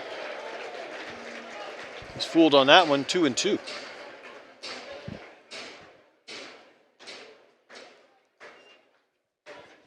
Instead of picking up his pace. I don't blame him. Just misses outside. The count's gone full. That's one thing you'll notice. When guys start getting on a roll, just retiring batter after batter after batter, they kind of just start to pick up the pace subconsciously. A lot of them don't even know they do it. Just flicked and served down the line and left, bending to the seats, and it's going to be out of play. But always good to see a guy like Uceta, who typically pitches out of the rotation, pitching out of the bullpen today. You open up so many new avenues for yourself as a minor league arm, especially if you're not a top prospect. If you're able and willing to both throw out of the bullpen and the starting rotation, it opens up so much freedom as far as where you can go. Here's a payoff. That's lifted in the air. Canzone has a long run. Can he get there? Yes, he will. On the track before he gets to the 340 sign. Another perfect inning, and the Bulls set down in order. 3.5 complete. Aces lead the Bulls 5-4 in Vegas. It's a 5-4 Reno lead at the AAA Championship here from the Las Vegas ballpark. Alec Thomas, who had a 2-run homer in the second, is going to lead off this inning against Chirinos. So a pair of hits and a couple of runs batted in for Thomas. As much as I think there's a lot to like about this extended AAA season, for guys like Alec Thomas, there would be no optioning guys to AAA were it just normal September baseball where the rosters were expanded in yesteryear and some teams had 33, 34 players. And that's in the air to center. Low, drifting back, and he'll put it away. Probably worth repeating, though, Matt. We had a couple of players that had big games on Friday and Saturday that were immediately called up to the big leagues for both of these teams. Yeah, Jake Hager had a 3-run home run for Reno in the second inning of their 6-2 win over El Paso in the PCL championship game. And then just last night, Vidal Brujan goes 4 for 5 with a stolen base and gets called up before he can get out of bed the next morning. Although those two guys will take that any day of the week. And here's Cintrone, who's 0 for 1, because it's not as if you're getting called up for the remainder of the season, which might be 3 weeks. You're talking about a week. So you're getting a chance to get up there for a few games, but not quite that month of September that for so many years guys efforted for. Gray with the bobble, but able to pick it up and still throw out Cintrone. He kept that in front of him. 2 quick outs here in this Aces 4th inning. That's what you're trained to do. Kids at home, take notes. You keep the chest in front. That thing took a big hop, but because of the way that Tristan Gray was stationed in front of the ball, but also over the top of it, the chest knocked it straight down, and he was cool, calm, collected on the throw to first base in time. Fletcher's bounced out, also walked back in the first. He had 7 homers in the month of May, and again, spent the beginning of his year at AA Amarillo, but he gave him a chance to kind of jumpstart his season, get a chance to get promoted to AAA. Not a big guy, but there is some pop in that bat. He's a very good defensive outfielder. Gonna pop that one up in the foul territory. Haley will make the catch, and don't look now, the ace is done. Quickly retired, and in order in the 4th inning. We go to the 5th. It's a 5-4. And welcome to the AAA Championship presented by Capital One. Beautiful night here in Vegas at the Las Vegas Ballpark. It's a 5-4 Reno lead. This game goes to the 5th inning. Brett Dolan, Matt Neverett, Bly Madris. He's had a couple of base hits, a single, a double, a pair of runs knocked in. Going to face Uceta, who Matt has just really settled into a nice groove.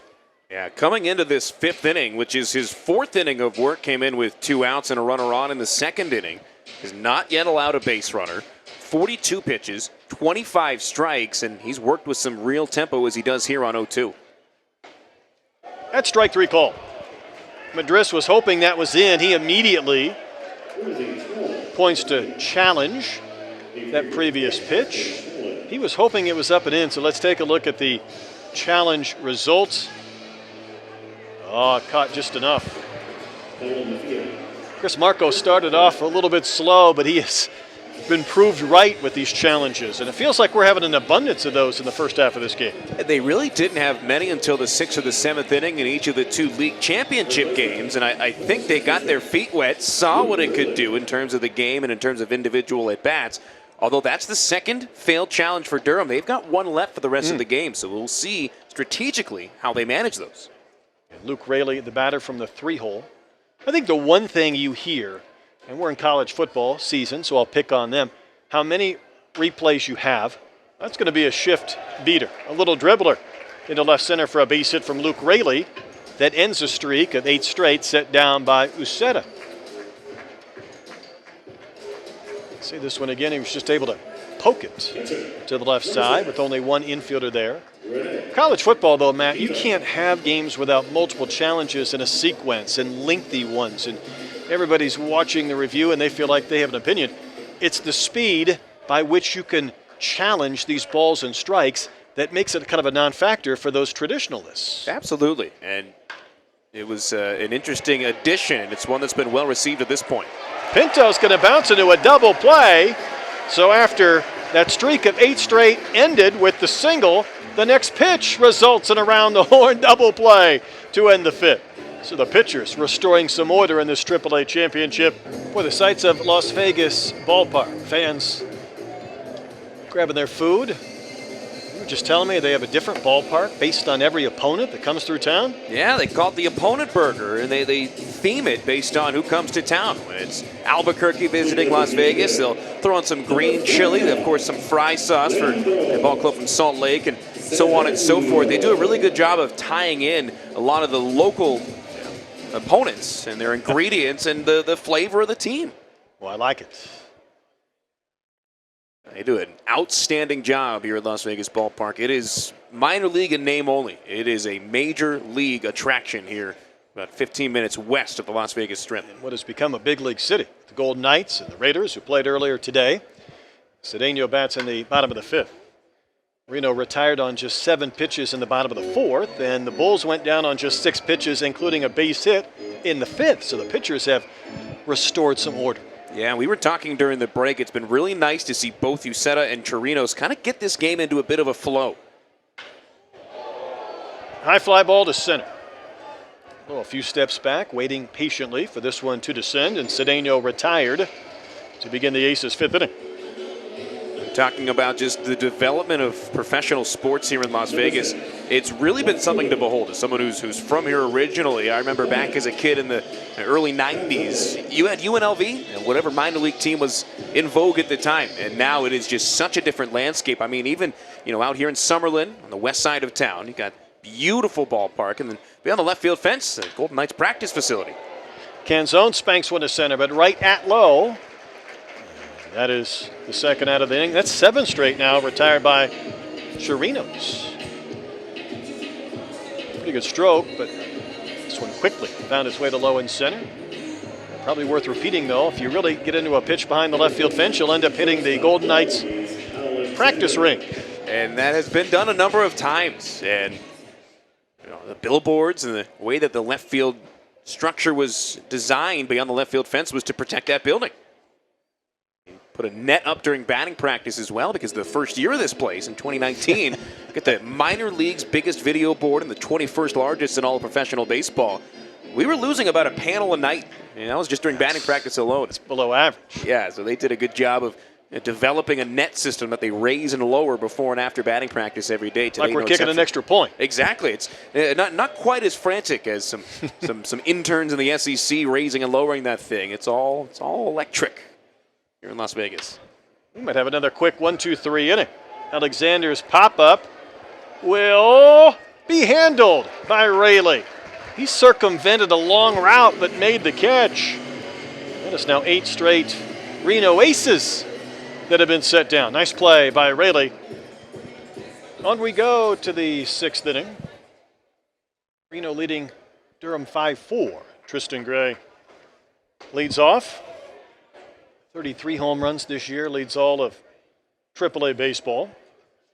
The guy who spent the entire year, 124 games, did not have a single triple, so of course last night, he gets a triple in the postseason. Why not? He saved the best for last, and he was hoping it wasn't his last game yesterday. And of course, that ended up being so with a 13-0 drubbing of the top team in AAA, Nashville. I'm still surprised.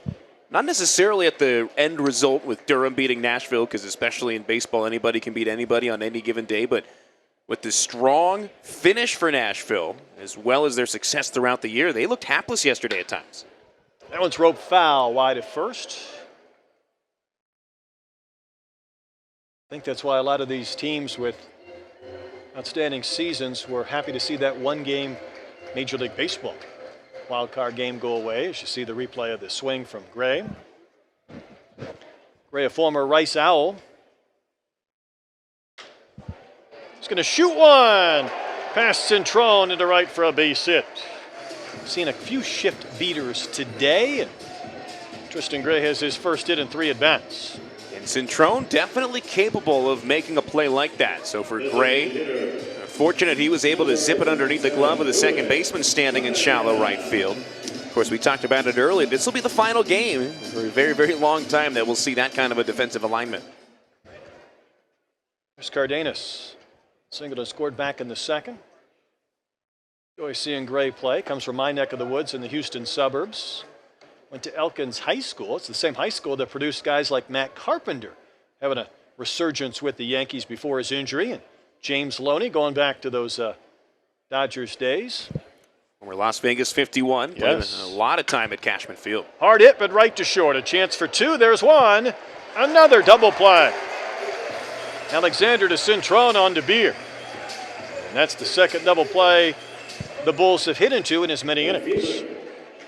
Extremely efficient for both Yanni Chirinos of Durham and of Quinn Uceta of the Reno Aces. He's getting 2 double plays in the last 2 innings on the only 2 base hits that he's allowed. I know pitching has dominated here in these last couple of innings after the hitters certainly came out swinging early.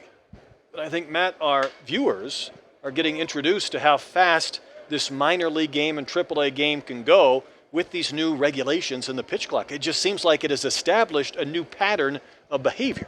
Yeah, and it was a learned one for sure. We saw a ton more pitch clock violations both on batters and hitters at the beginning part of the year compared to the end. Very few by the end of the season. And, of course, it's 1 second fewer than we'll see at the major league level next year. You'll get 15 seconds with nobody on and 20 seconds as the pitcher with a runner on base at the major league level. It's 14-9 here at the AAA level. My prediction, in a year or two, I think the major leagues will go backwards to what we have in the minors. So 19 and 14. I could see that. I mean, I don't think they need as many seconds as they think they're going to need. Now, they may in April, and they may in spring training. And if the changes at the AAA level in the rules and the way that the game is played this year have been any indication, that may be something that they switch at the All-Star break next year. Could be. Major League Baseball has shown no fear of making small, minor adjustments throughout the season. I don't think that one will be a huge one, but maybe one that they could take a look at. Big swing and a miss by Witherspoon, and that will end the inning. So just 3 batters come to the plate. Uceta has been fantastic in relief. We played 5.5 innings. Reno Aces still enjoying a 1-run lead. You're checking out Fremont Street. That's downtown Las Vegas, not the Strip. That's Old Vegas. That's where a lot of the fun takes place here in Sin City. Thought fun took place all over this city. Of course, especially here at Las Vegas Ballpark, Yes. and especially this weekend. Seth Beer is the batter. Singled in a run back in the third when Reno played it a couple of runs. Take a 5-4 lead. We've stayed there since. In the air to center. That's a can of corn plays there in center field today. That is now 9 in a row. Set by Chirinos. Able to set down those Reno Aces hitters.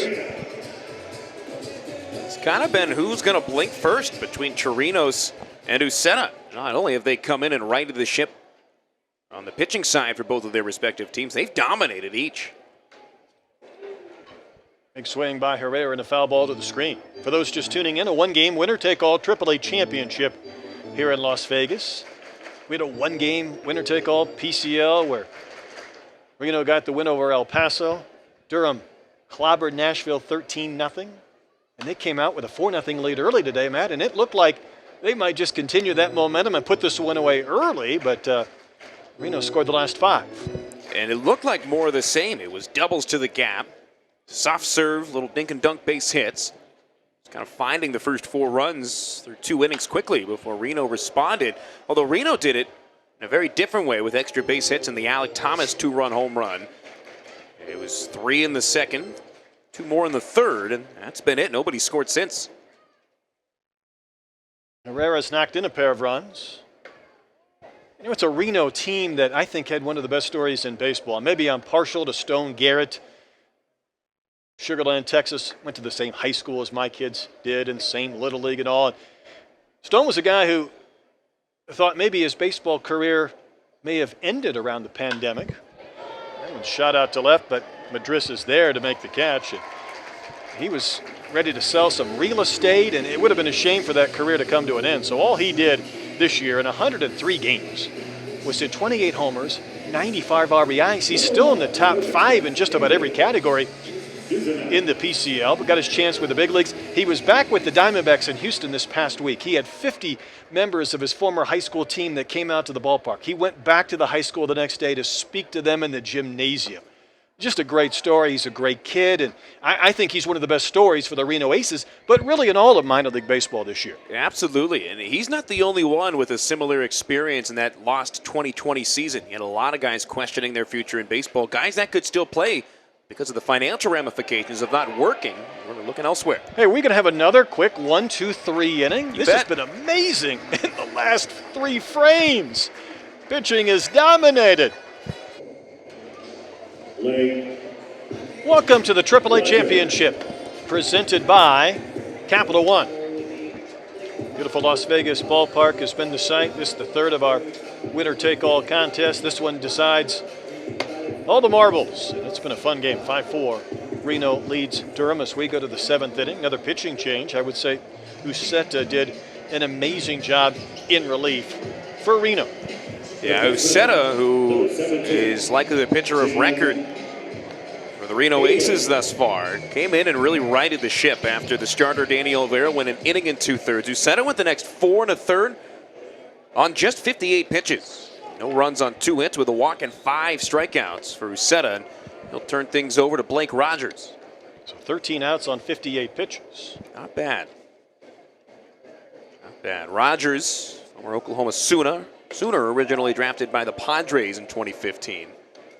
28-year-old stands 6'2", 200 pounds. And with Reno this year, just 6 appearances after a late season call-up from AA Amarillo. Jim Haley's 0 for 2. Big vicious swing and a miss. And so we'll see if Rogers can pick up the momentum of Uceta. Because Uceta and Yanni Chirinos for Durham both changed the way that this game was played. A lot of offense early, no offense in the middle innings. Haley swung so hard his helmet nearly popped off his head. Let's go look at the ballpark. In fact, a crowd tonight of 6,497. Your organization's done a great job promoting this event with 4 teams not named Las Vegas over a college football and NFL weekend to have some strong attendance numbers. Beer will handle that pop-up in foul territory for the first out. And this is an inaugural event, but it's one, Matt, I think you could really see growing in future years. Yeah, and you never know what the attendance is going to be like, as you mentioned, with so much else going on. We're in a unique atmosphere here in Las Vegas where there is other stuff to do year-round. So we're constantly competing with shows and now professional sports and concerts, among other things. So that's always been the thought process of the front office, is how do we compete with Cirque du Soleil? How do we beat out the Raiders? So when your expectations are as such, it definitely drives a little bit more of a personal drive within. Here's Edwards. He doubled in a run and scored back in that second when Durham built a 4-0 lead. I would say we're getting some of the sights and even some sounds of this ballpark, and you understand why this has been voted among the very best over the past few years. As Edwards singles into right. Just an oasis of fun. I don't think you could dial up an 80-degree night any better if you could order one, could you? No, especially at the beginning of October. You know, you're on the East Coast, you're playing October baseball with jackets and hoodies on. Here, we're taking them off. We're going shorts and short sleeves. But yeah, here at Las Vegas Ballpark, back-to-back winners of the Ballpark Digest Best Ballpark in AAA. Thanks to you, the fans, for the votes. Just so much to do. I mean, obviously baseball the main attraction, but they've done such a good job of developing a fan experience not only for adults and hardcore baseball fans, but tons to do for kids. The pool beyond the right center field fence, a huge attraction. The pool. They've got they call it the splash pad, just behind it for the younger kids. And they do a great job of catering to all ages. Josh Lowe is 0 for 3, and he sprays one foul. Well, there's the pool now. That was the center of the celebration, correct, a couple of nights ago? Yeah, and we may see another one. When the Reno Aces defeated El Paso on Friday, they did their celebrating. Jake Hager was given his most valuable player trophy, and then a couple of players, including Cole Tucker, made a beeline for the pool and jumped the fence straight in. Good pitch at 95 for a called strike on that outer corner. And we are in the American capital of sports betting, would wager. We may see it again if this final score holds from the Reno Aces. I think that'd be a great way to cap the AAA championship. Why not? You've earned it if you climb up and over that fence, for one. Yeah, and it was funny, too. The first couple of guys on Friday just kept everything. Cleats, hats, belts, they just jumped straight in. And then as everybody matriculated out there, slowly but surely, you start to see a couple of pairs of cleats on the outfield warning track, a couple of jerseys, a couple of hats as they started to kind of slow down. And those first few may not have thought that completely out. They were going to need those cleats for the next game, this game, and you know that hat might be a little bit soggy today. I mean, you could put it outside in the dry desert air, and it still might not completely dry it out for you. And Clubbies had their work cut out for him on the off day for Reno yesterday. How about that one poked in the left for a base hit? So Lowe is first hit in 4 at bats, and all of a sudden the Bulls have something going. This is the first time they've had a runner in scoring position since the second inning. Durham built the 4-0 lead. And it's the first time they've had more than one base runner since that second. And Loden trying to do too much there. Just kept the hands inside the baseball, shot it just out of the reach of Blaze Alexander, and now Durham with something cooking. The tying run in scoring position.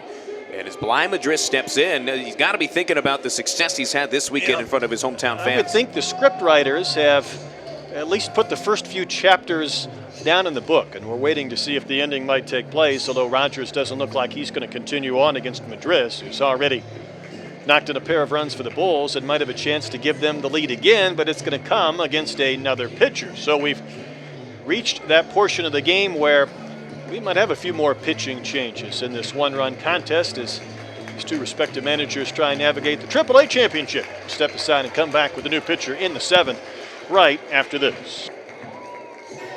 Durham Bulls are in business here at the Las Vegas ballpark in our AAA championship in the seventh inning. A couple of runners on base with one out.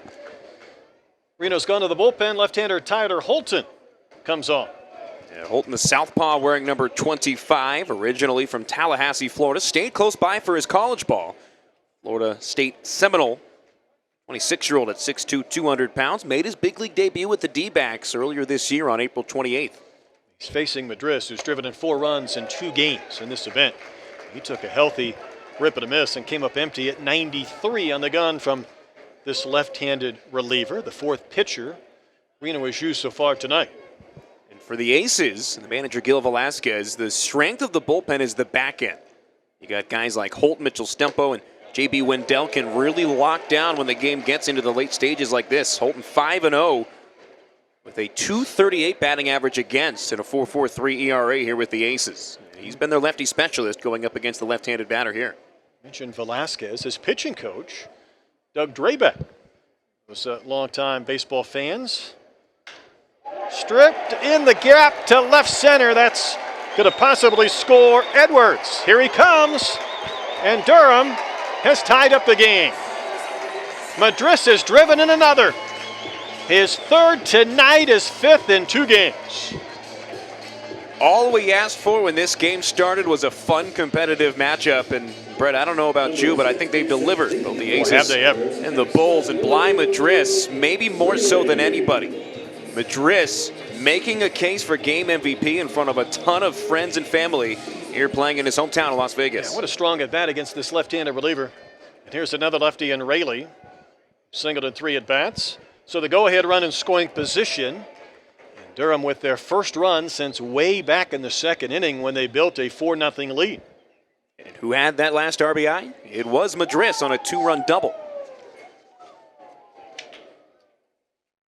Back-to-back innings, the Bulls have hit into a double play. You know, Holton would love another, but right now he's taken out against Rayleigh. And keep Durham from maybe looking at another big inning. Again, last night they had 2 4-run innings. They had a 3-run inning. They had a 3-run inning here in this game. Holton with a long pause, and then he gets the wave and a miss. Good pitch. Came in under the hands of Rayleigh. There's Lowe at second base. He hit a single. Madris at first just knocked in a run.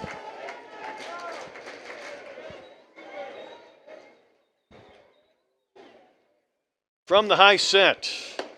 Wave and a miss. Rayleigh down on strikes. 2 gone. What a sequence from Holton there. He went with the changeup in on the back foot on the prior pitch and then challenged him with the high heat. Rayleigh unable to catch up, and Holton wins the battle there. No other way to put it. Here's Pinto. Doubled in a run in the first, bounced into a double play in the 6th inning. Way out in front. There's that changeup again for Holton. Fastball changeup and a 60-grade curveball. 3 pitch mix for the southpaw. Pinto batting with a couple of runners on base. Low in scoring position. For Pinto, almost the prototypical AAA guy. Spent 12 games with Durham, went up to Tampa Bay. Hit a home run in his debut. Option to Durham on May 4th. Recalled to Tampa Bay. Option back. Recalled on the 27th of July. Option on April or August the 5th. Recalled on September the 13th. Optioned on September the 22nd. maybe finishing his season tonight, a season that has seen so many trips back and forth, and he has an opportunity to put his team in front here in this 7th inning and maybe win the AAA championship. Yeah, Pinto, well-traveled veteran backstop. Have bat, and in his case, catcher's gear will travel. Down in the count here, 0-2. Colton's pitch, crack bat roller to third. Duzenak able to recover and get the out at first base. Pinto doesn't agree. The bobble does not cost the Reno Aces. Let's see this one again. What a throw, Matt. Duzenak off the back foot, in time to first to wrap up what could have been a potentially big inning for the Durham Bulls. From Las Vegas ballpark, Durham able to get a run at the top of the inning. And now Chirinos, Matt, is back to the mound in the bottom of the 7th. He has thrown 3 2/3 hitless innings in relief, and yet he has not struck out a single batter. If you were to tell anybody that Yanni Chirinos would have allowed 11 straight balls in play against him, you would just assume, if you know anything about baseball, that one of them was going to drop for a lucky seeing eye base hit. But no, it's been a lot of soft contact and a lot of weak fly balls. Alec Thomas will spray one out of play down the line and left. He homered back in the 2nd. That's the thing. You hear the term ground ball pitcher all the time, and it's for a long time how a lot of pitchers chose to go about their business. You get the weak contact, a lot of rollovers, a lot of misses on pitches outside. A lot of weak fly ball pitchers now with the elevated fastball becoming really, really popular at the upper levels. Back in the day, it used to be if you were a fly ball pitcher, that was a bad thing. It can be a positive now if you're able to manage it, mitigate damage. A pitch not close from Chirinos to Thomas. 2 balls and a strike. Reno last scored in the 3rd inning. Last had a hit in the 3rd. Hard chopper to second. That's a big bounce for Edwards. Able to make the play. So another ball in play, another out against Chirinos. Make it 12 for 12. That's hard to do in today's day and age. Hard to do in any day and age. I mean, this is a remarkable performance we're seeing from Chirinos. Not necessarily that, he's blowing the doors off of anybody, but the way that he's been able to get this very, very skilled Reno lineup to put it exactly where he wants it has been remarkable tonight. It's been really fun to watch. So Cintrone, who came into the game 2nd in all of minor league baseball in batting average, is hitless tonight, 0 for 2 with the walk. Good swing as he fouls one straight back. There is action in the Reno bullpen, and it's a dangerous right-hander in Mitchell Stumpo warming up. He's not allowed an earned run in quite some time. We'll talk more about it when he comes in, but Stumpo, an incredible end of the season. Ground ball served up the middle. Gray can't get there. Cintrone will get the base hit. The Aces have the potential go-ahead run on base with 1 out in the bottom of the 7th. So the first base runner against Yanni Chirinos goes on a roller up the middle for Cintrone. When you hit like Cintrone does, eventually you'll find a gap, and he was able to do so there. No better time than in the bottom of the 7th after the long stretch of batters sent down by Chirino comes to an end. So the 3-hole hitter, Dominic Fletcher, has popped up and bounced out in addition to a walk. Gets a chance to do some damage. Chirinos comes set right at that belt. Well, there's a throw down without a runner trying to steal. Pinto was going to show off that arm just in case Cintrone was running. Do you think he was geared up to try and nail the runner Cintrone? I think so. A lot of that due to the fact that Fletcher kind of blocking him. It wasn't a huge lead for Cintrone either, so that one, it may have just been because he didn't see it. He figured he'd rip it down to second anyway. But your fear has to be he doesn't want to throw that into center. Fletcher drops one into right for a base hit. Cintrone will take off to third. He'll make it easily. And the Aces have runners on the corners in the bottom of the 7th after the Don Fletcher base hit.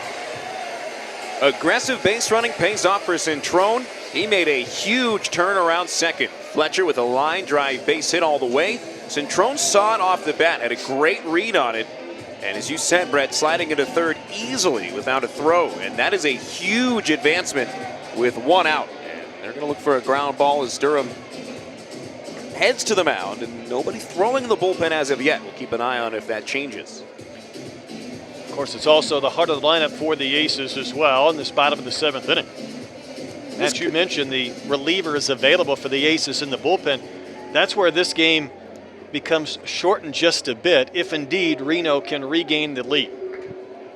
And I mean, yeah, coming out of the stretch break in the bottom of the 7th inning, we had a 2.5 inning ball game. It's been a really, really fun one so far. And we've had 2 different games almost in one. All the offense early and then all the pitching between Uceta and Chirinos in the middle. And now as we get into the backstretch of the game, looks like the bats coming out to play a little bit more. Here's Cedeno. He singled and scored back in the 3rd inning. Tremendous power. Double play candidate if he hits a ball on the ground. But even if Cedeno can elevate and lift one of the outfield, could put his team back in front. Wide open stance here from Cedeno. He sprays one foul up against the screen. It looked like he was shortening up just a bit to try and put that ball in play. And I'm sure that's something he doesn't do often. He's a free swinger from the right side, but this Reno team has done a great job all evening, really all weekend, of shortening up when needed. Cedeno definitely trying to punch one to right. Tie game, bottom of the 7th here in the AAA Championship. Wave and a miss as Cedeno was fooled and out front. Great pitch by Chirinos that now sets up anything he wants. He could throw any pitch in the arsenal to Cedeno here on nothing in 2. Chirinos, who has not struck out a single batter since getting the final 2 outs in the 3rd inning, would love a strikeout here with runners on the corners. Ground ball to 3rd, could be 2. There's 1. What a double play turned by the Durham Bulls, and Chirino walks the tightrope and gets out of the inning. That one a potential game saver against a guy who does not hit a lot of ground balls. And with that, we are through 7 innings in a tied-up ball game and then AAA National Championship. Mother Nature's undefeated. What a beautiful shot of Las Vegas on this Sunday night. The AAA Championship tied at 5 apiece. New pitcher as well. It's Mitchell Stumpo in the game, working here in the 8th inning against Tristan Gray. The right-hander likely attended some Durham Bulls games growing up from the Raleigh area, attended D2 Guilford College in the central part of North Carolina, and he is working on a very impressive streak to end the season.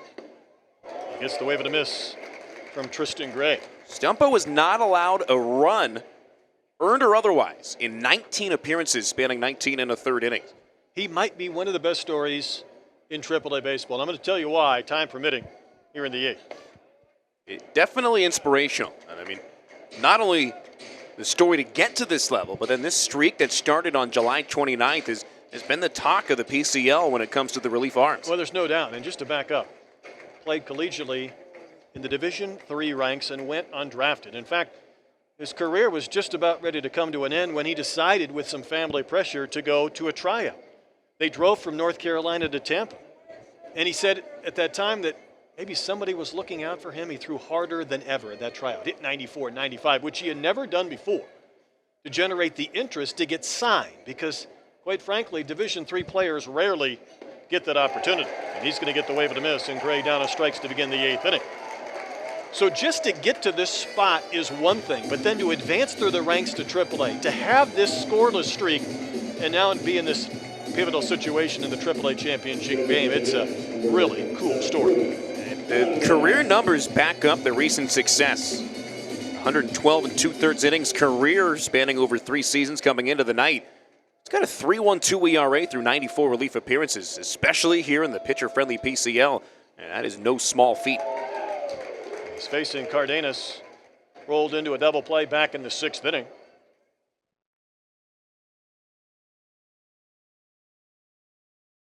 It looked like Reno was going to take the lead in the bottom of the 7th for Stumpo. So chop it to short. Alexander backhands the high bounce. True throw to first.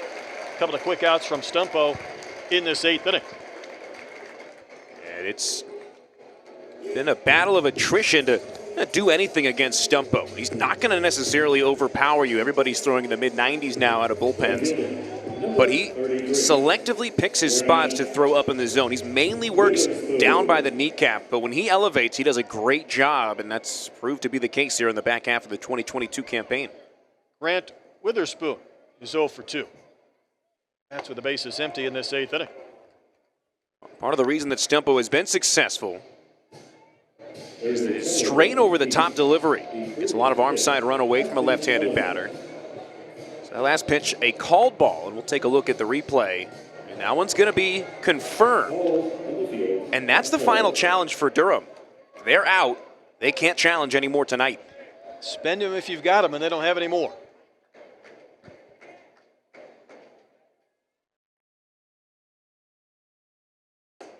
Next pitch in there for a strike. So that kind of shows the strategy of how to hold on to one, maybe use it in a situation that's not the first pitch of an at-bat. Although with the way that the offense has been, few and far between tonight, all holds barred when it comes to the challenges. But could you imagine this in a big league postseason game where you start to allocate your challenges and maybe overturn a pitch that might change a sequence within an inning that could tilt a game? Well, and a lot of it is organizationally as well, because it cannot come from the bench. It's got to come from one of the three batters, or batter, pitcher, catcher, one of the three players that are involved in the play. So you've got to bring these guys up with that in mind as far as who you allow to challenge more. There's some guys that have a complete red light. They say, do not challenge. You will not challenge, or else.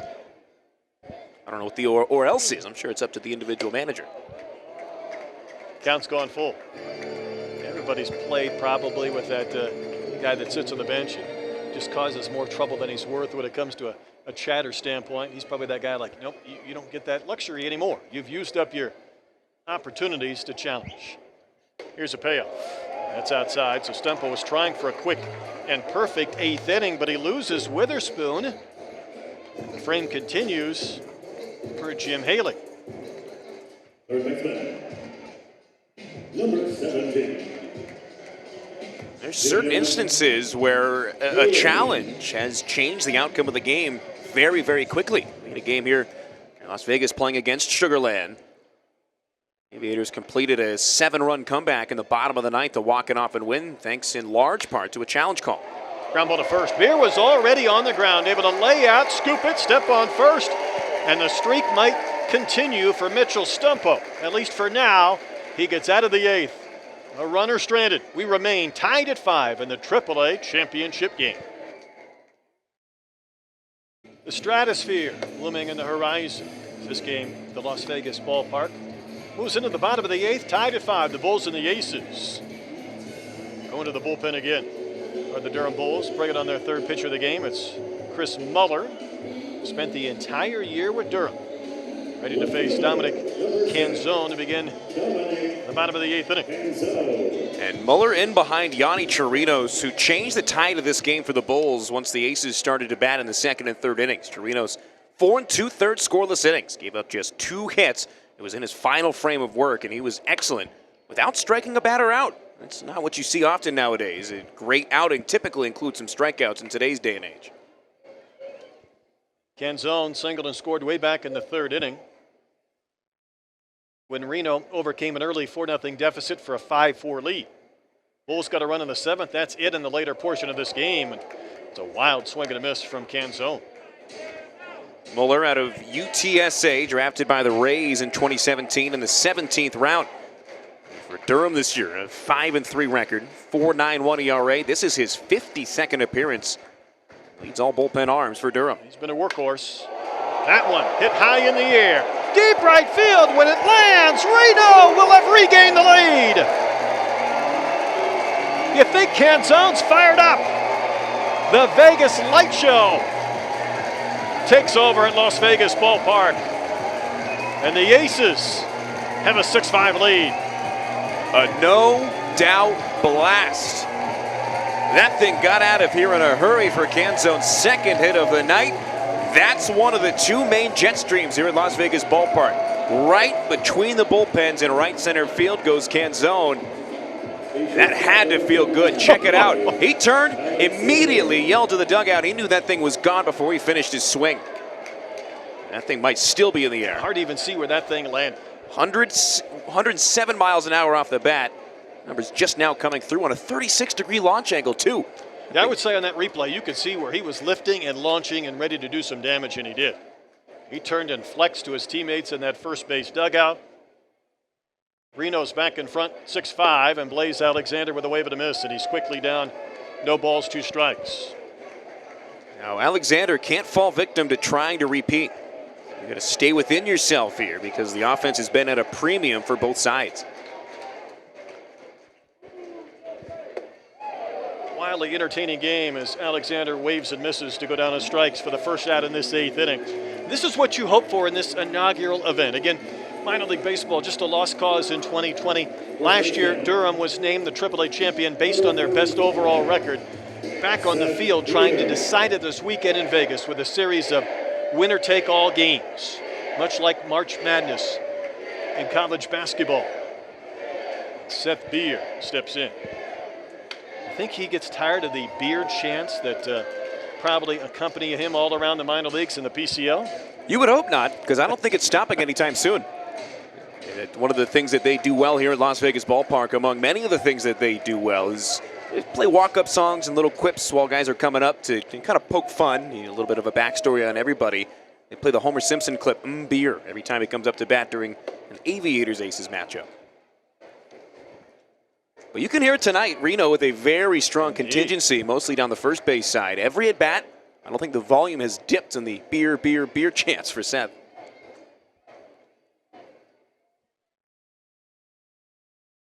Ball and a strike, and that one at 97.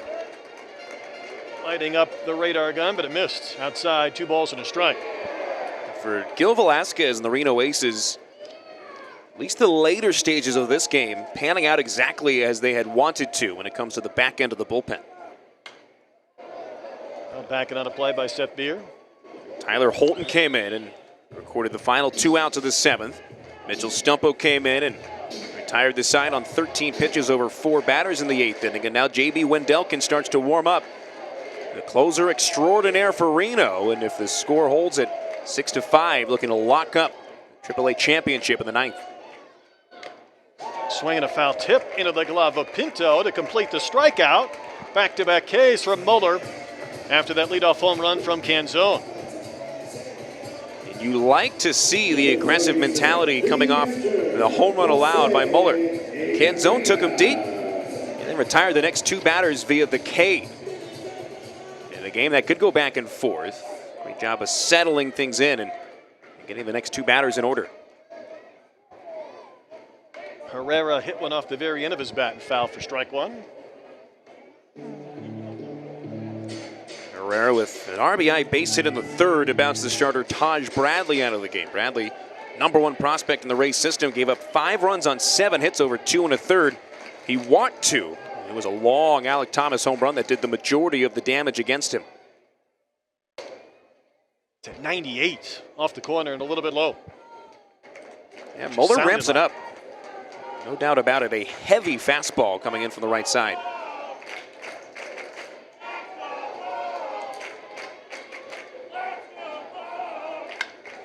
Drilled to right. Witherspoon into a dive, and he makes the catch. Sensational effort to end the inning. We'll take a look at this one again as the frame ends. 3 straight retired after that prodigious home run from Canzone. Reno takes a lead to the 9th inning, trying to win the AAA championship. Daytime has turned into night in the city that doesn't sleep here in Las Vegas. And the Las Vegas Ballpark has been a great host for the AAA championship. The Reno Aces are 3 outs away from claiming their title.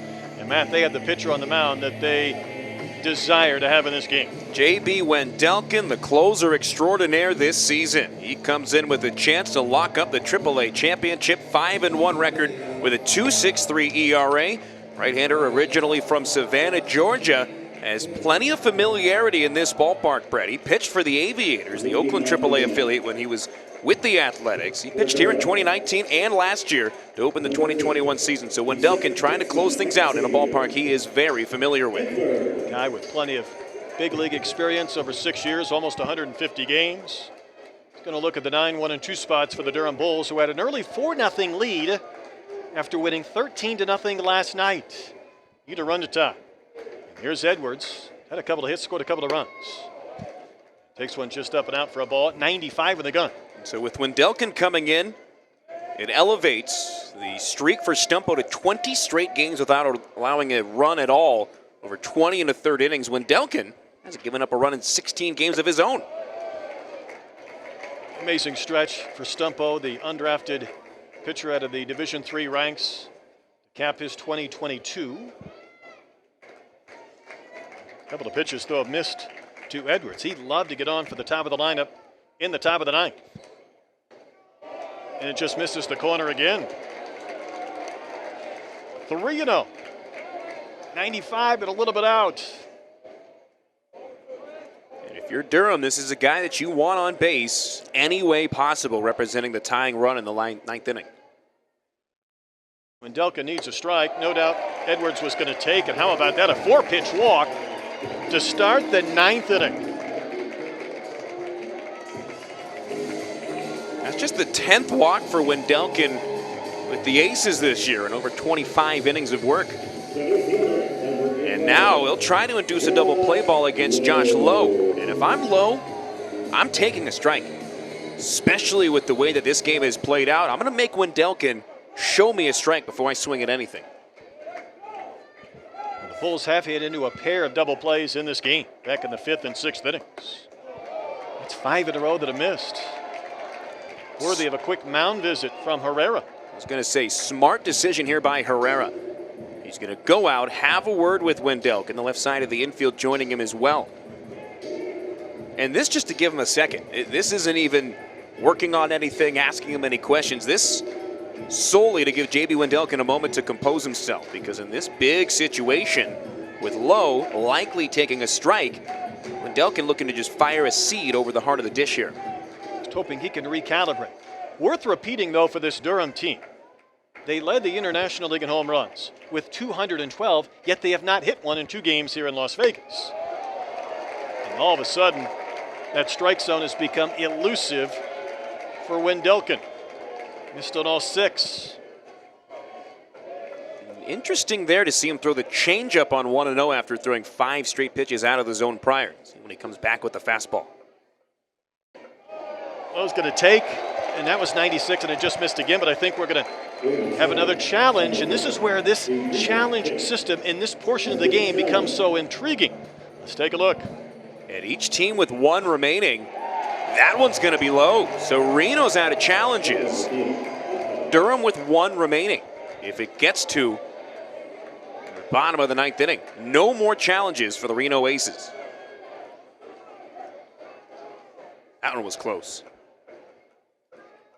Lowe can just sit and watch, and that's ball 4. How about 8 pitches for a couple of free base runners in the 9th inning? Now bringing up the local product in Madrid, who's driven in 5 runs in 2 games, and once again the table is set, the script is written for Madrid to come through for the Durham Bulls. And Madrid typically cool as a cucumber, but there is no way there's no nerves running through him right now. He wouldn't have a pulse if that was the case.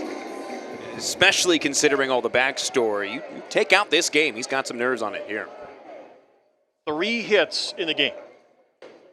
He'll take that one for a strike, and you consider this neutral site atmosphere. It's anything but for Madrid with his friends and family here, and you know he had to take that pitch after 8 in a row missed. He'll be free to swing away if he finds this one to his liking. Driven in the air. Deep right center field, the Vegas product. Bly Madrid hits one off the fence. We got a traffic jam coming around third. Falling is Edwards, and yet he still scores. What a bizarre play on a run-scoring double. Madrid just missed a home run. The Bulls almost lost a runner between third and home, and somehow this game is tied, and look at the emotions for Durham. Wow, so much to break down there. First, Madrid missed a home run by mere feet. That's the deepest part of the yard, the hardest place to put one out here at Las Vegas Ballpark. That's only part of it, as that one hit off the yellow line. That was Xavier Edwards rounding third with a runner right behind him. He fell, the ball bounced off the pitcher's mound and went straight up in the air. And Edwards scores. Durham able to tie this game up. It's been Madris the hero all night. Why would that be any different here in the ninth inning? 6 runs batted in 2 games. And now Luke Raley is just going to be issued first base. That'll be 4 straight base runners for the Bulls, but right now Reno's in a position where they're hoping to have the force at home or a possibility of a double play because this game is tied again. We had a play earlier on in the game on a ground ball hit to Blaze Alexander with the infield drawn in all the way back in the second inning. Feels like a completely different ball game as JB Bukowskis starts to get loose for the Reno Aces. So we'll see what the defensive alignment is here for Reno. Looks like they're going to draw all 4 infielders in, go to the plate on a ground ball. Now Pinto bounced into a double play in the 5th. And remember, Matt, he batted in the 7th inning, hit a shot off Dusenak at first. It rolled away. It looked like he was going to be a base runner. But Dusenak had time with Pinto running to make a great play and get an out at first. If I'm Wendelken, I pitch him exactly how Blake Rogers and Tyler Holton did. 6-6 game in the 9th. That's well placed for a strike at 97. Maybe an angry pitch from Wendelken. And there's low at third representing the go-ahead run in the top of the 9th inning. Big hard-throwing right-hander from Middle Georgia State. He pitches angry. We've seen enough of him here at Las Vegas Ballpark. Wave and a miss, and Wendelken showing some emotion after getting that wave and a miss. You know he wants a strikeout here to begin this process of accumulating 3 outs. Herrera kind of out to have a word with him. That was an interesting exchange. Was that to calm him down, do you think? I would assume so in that point. Chris Marcos said something to him, our home plate umpire tonight. He got back. Herrera calming down Wendelken prior to the 1-2.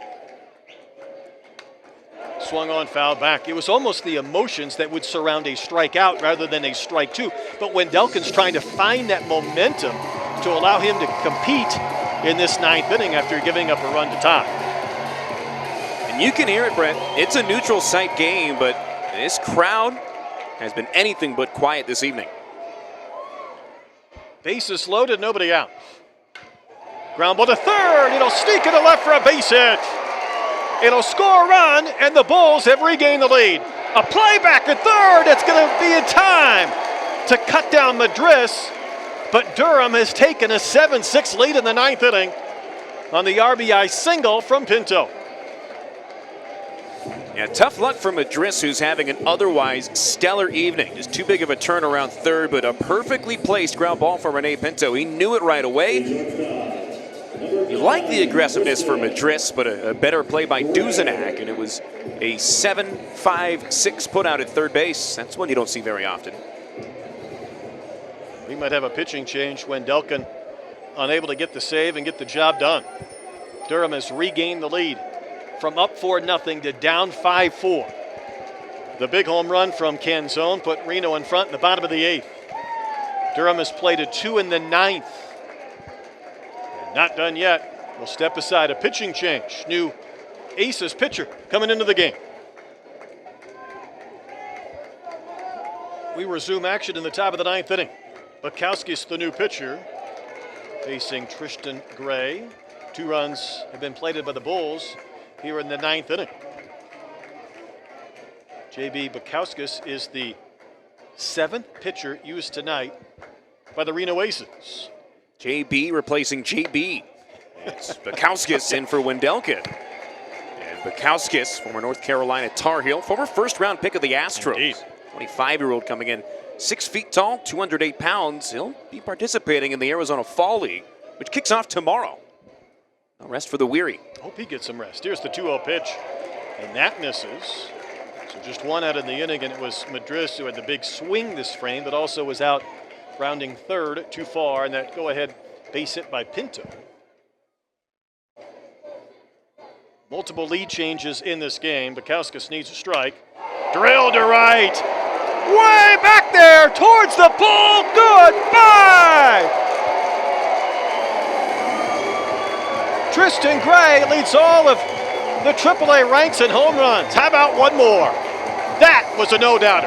And a 3-run shot, and the Durham Bulls inching a little bit closer to a AAA championship. A parting shot for Gray in the final game of the season. He knew it immediately. He hit the top of the bar beyond the bullpens in right center field. That is no short shot. He absolutely demolished it. 2 of the 3 runs charged to J.B. Wendelken, and Durham partying it up in front of their third base dugout. Now there's bragging rights, right? Any competitor wants to win, and you can see the little boy emotions right now in that Durham dugout. There's also a financial prize that comes with this, and it's a good city to have a financial prize that goes to the winner. Absolutely, and that ball off the bat at 106 miles an hour. He did not get cheated there. A 5-run inning. Remember, it was 6-5 coming into this frame, and then Durham has doubled their output in just one frame, and there's still only 1 out. And a tough luck outing for J.B. Wendelken, who came in not having allowed a run in his last 16 outings, second on his own team, which is just a remarkable number when you take a look at it. And Wendelken charged for 4 runs. Cardenas will line out to left to Canzone. Before Canzone hit that home run, we only had 1 homer in this game, and it was a fence scraper from Thomas. Canzone had the no-doubter.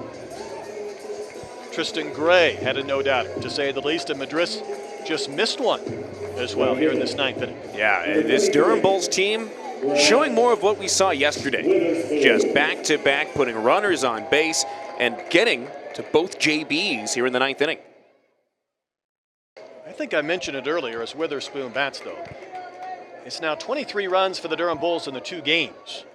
But that home run from Gray there first for a team that leads the International League in home runs, that's number 213 this year.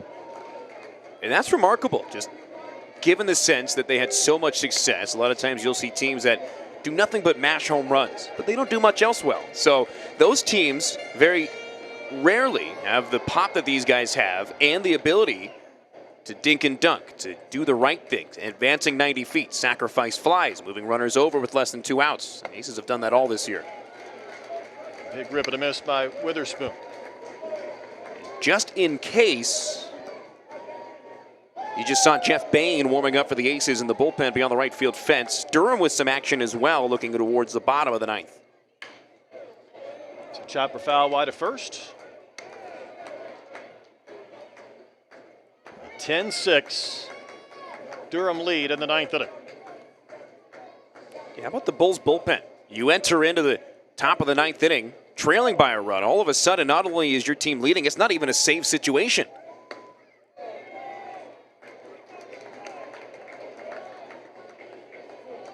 It looks like the Bulls want to turn things over to Dustin Knight in the bottom of the 9th inning. Right-hander wearing number 35, getting loose. It's a wild swing and a miss. Strikeout will be completed at first, but what an inning for the Durham Bulls. They score 5 runs when they came into this 9th, down to their final few outs. The big shot, the blow from Tristan Gray. We'll see if Reno has one more comeback in them when we come back in the bottom of the 9th. We're 3 outs away from crowning a AAA champion. Of course, we said that going into the top of the 9th inning. Matt Everett, we're going to do it again after that 5-run 9th inning from the Durham Bulls to take this 10-6 lead over the Reno Aces in another pitching change. Coming in the right-hander, Dustin Knight, coming to try to close this ball game out. Knight, out of Texas Pan American, originally drafted by the Giants in the 28th round back in 2013. Well-traveled veteran reliever, 32 years old and even 6 feet and even 200 pounds. Tahlequah, Oklahoma. Dusenak begins the bottom of the 9th, 9-1-2. He's 0 for 3 in the game. And Knight, the selected closer by the Durham Bulls, 12 out of 15 in save ops this year, of course, with a 4-run lead heading into the bottom of the 9th. No save opportunity here for Knight. A 4-4 record, 3.42 ERA through 48 prior appearances. A great season out of the Durham Bulls pen. That's one quick out in the bottom of the 9th inning. And you could sense when these Durham Bulls fielders went out defensively here in the bottom of the 9th inning, the energy had changed, absolutely. And they were as excited as for that strikeout as anyone that I've ever seen in a game. They all jumped in unison, all 8 fielders behind him. Here's Thomas, who homered way back in the 2nd. Go back to the Big League All-Star game at Dodger Stadium. For me, one of the moments that captivated the telecast was Ryan Helsley pitching for the St. Louis Cardinals, just throwing gas. 101, 102. He came from Tahlequah, Oklahoma. Well, that's the same place that Dustin Knight calls home, so maybe it's something in the water in rural Oklahoma. It's not quite the comparison, but Denora, Pennsylvania, very similar. Of course, they produced 2 Hall of Famers. They did. Stan Musial and Ken Griffey Jr. So, Oklahoma, next up on the list, of course. Another wave and a miss. How about making quick work so far in the 9th inning for Dustin Knight? Now 68 strikeouts in 55 2/3 innings, and Knight has the Bulls on the verge of a championship. The bench entirely up on the top row. They are hanging off the top of that third base dugout. Cintron represents the last chance. It was 4-0 Durham early. Then it was 5-4 Reno. We were tied at 5. Reno took the lead in the bottom of the 8th, 6-5. Sock to left. That'll end the game. The domination of Durham continues. They bulldoze their way to another crown. And after winning 4 of the last 5 International League championships, the Durham Bulls have gone back-to-back as AAA champions. They earn it on the field and celebrate a dramatic win over the Reno Aces. What a game from the Las Vegas ballpark. And they deserve every ounce of celebration that's going on behind the pitcher's mound. Durham, the champions of AAA in the year 2022. Sometimes you wonder in minor league baseball whether winning and losing matters. That visual lets you know it matters. For the Durham Bulls, winning has become a habit in the Rays organization. There were a few times today it didn't look good for the Bulls, but they find a way to do it again. And they did it in a number of different ways, Brett. Obviously, the home run by Tristan Gray broke the game open, gave them the advantage that they would not give up in the bottom of the 9th inning. But it was a total team effort after the starter, Taj Bradley, went 2 1/3 innings. And Yanni Chirinos should get as much credit as anybody for this victory. Of course, Bly Madris with the big offensive numbers are very likely MVP. Yes. But Yanni Chirinos, 4 2/3 scoreless innings, he kept the game manageable for Durham. Completely agree, and yet, as much as we talked about these players that were with this team a bulk of the year, it's a guy like Madris, who's just been here a couple of weeks, who came through tonight with a big single in the 7th, the RBI double in the 9th, drove in 4 runs tonight, 6 runs in 2 games with friends and family here, and we're going to find out soon if he is indeed going to be our Air National Guard player of the game. But what a moment for Madris. And you said he's got a couple of friends and family here. That's an understatement. Yeah, I understand. He's got a whole section. He does. And they are as excited as Madris, as a guy who got DFA'd by the Pittsburgh Pirates just over a month ago. What a feeling for Madris. We talked about it during the game, finding the soft landing spot with the Rays at the AAA level, added to the 40-man roster right away. He made an impact leading into this weekend and did nothing but mash in front of his hometown family and friends. Yeah, it's a great story. It really was. And Matt, before we get our MVP, I would say this was a roaring success, both as the host in this ballpark and this organization for the Las Vegas Aviators coming out of COVID and even the build back year last year. It was great to see this event in this destination location, and I hope this continues for years to come. Maybe we'll be able to say we were part of the first. I would love to. I'd love to do more than just the first with you. I had a great time partner, but this event really, really fun. And Major League Baseball coming in said, hey, this is going to be some experimenting. They've been tinkering with the rules. They've been tinkering with a lot. But as you said, a great success and really good crowds, a really great facility, really great area to do it. And outside of the 13-0 drubbing for Durham yesterday, we had a pair of really great games. This one by far the best of the weekend, and really, really fun to be able to call it with you. Again, back and forth. It was 4-0 Durham early, then it was 5-4 Reno. That's when the pitchers started to settle in before Durham got that run in the 7th to tie things up. Canzone had the long homer in the 8th, and then the 5-run 9th inning. And there is Bly Madris. 4 runs batted in just tonight with a couple of singles, couple of doubles, a 4-hit game. He is tonight's Air National Guard player of the game. And just on a personal note, what a way for Madris to cap what has been kind of an unusual season, a strange season, but for a man who both made his major league debut, had 3 hits in his very first game, then to change organizations and win the MVP. That's a lot of fun. And he didn't just win MVP by a battle of attrition, adding things on. They say death by 1,000 cuts. No, 6 for 9 with 4 doubles.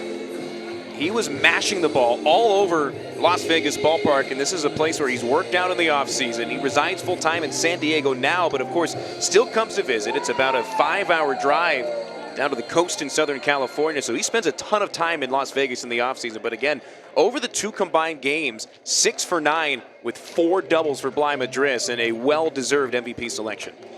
Well, the celebration's going to continue. I understand in this location, in this town, where maybe the party can go way into the night, even if it's a Sunday evening. Am I correct? Of course, and Monday, not too busy at the airport, as these guys will be celebrating tonight, and deservedly so. I mean, they deserve every bit of the celebration that they've garnered tonight.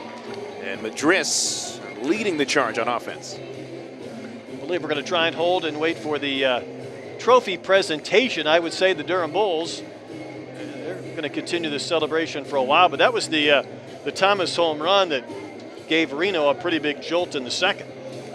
Yeah, and at that point, it was a completely different ball game. Giancarlo Cintrone, a big part of the results tonight for the Reno Aces. A tough luck loss. 6 runs on 10 hits for the Reno Aces. 10 runs on 13 hits for Durham. Muller takes the win. Chris Muller came in and tossed just 1 inning in the 8th inning. Gave up a home run to the first batter he faced. This play a huge difference with the double off the bat of Madris. And you can see the reaction. You think he was pumped when Xavier Edwards scored? He was, and we thought Edwards, the sniper got him between home and third, and maybe he was going to run into an out. Of course, we saw that home run from Canzone earlier with that 36-degree launch angle deep into the Las Vegas night.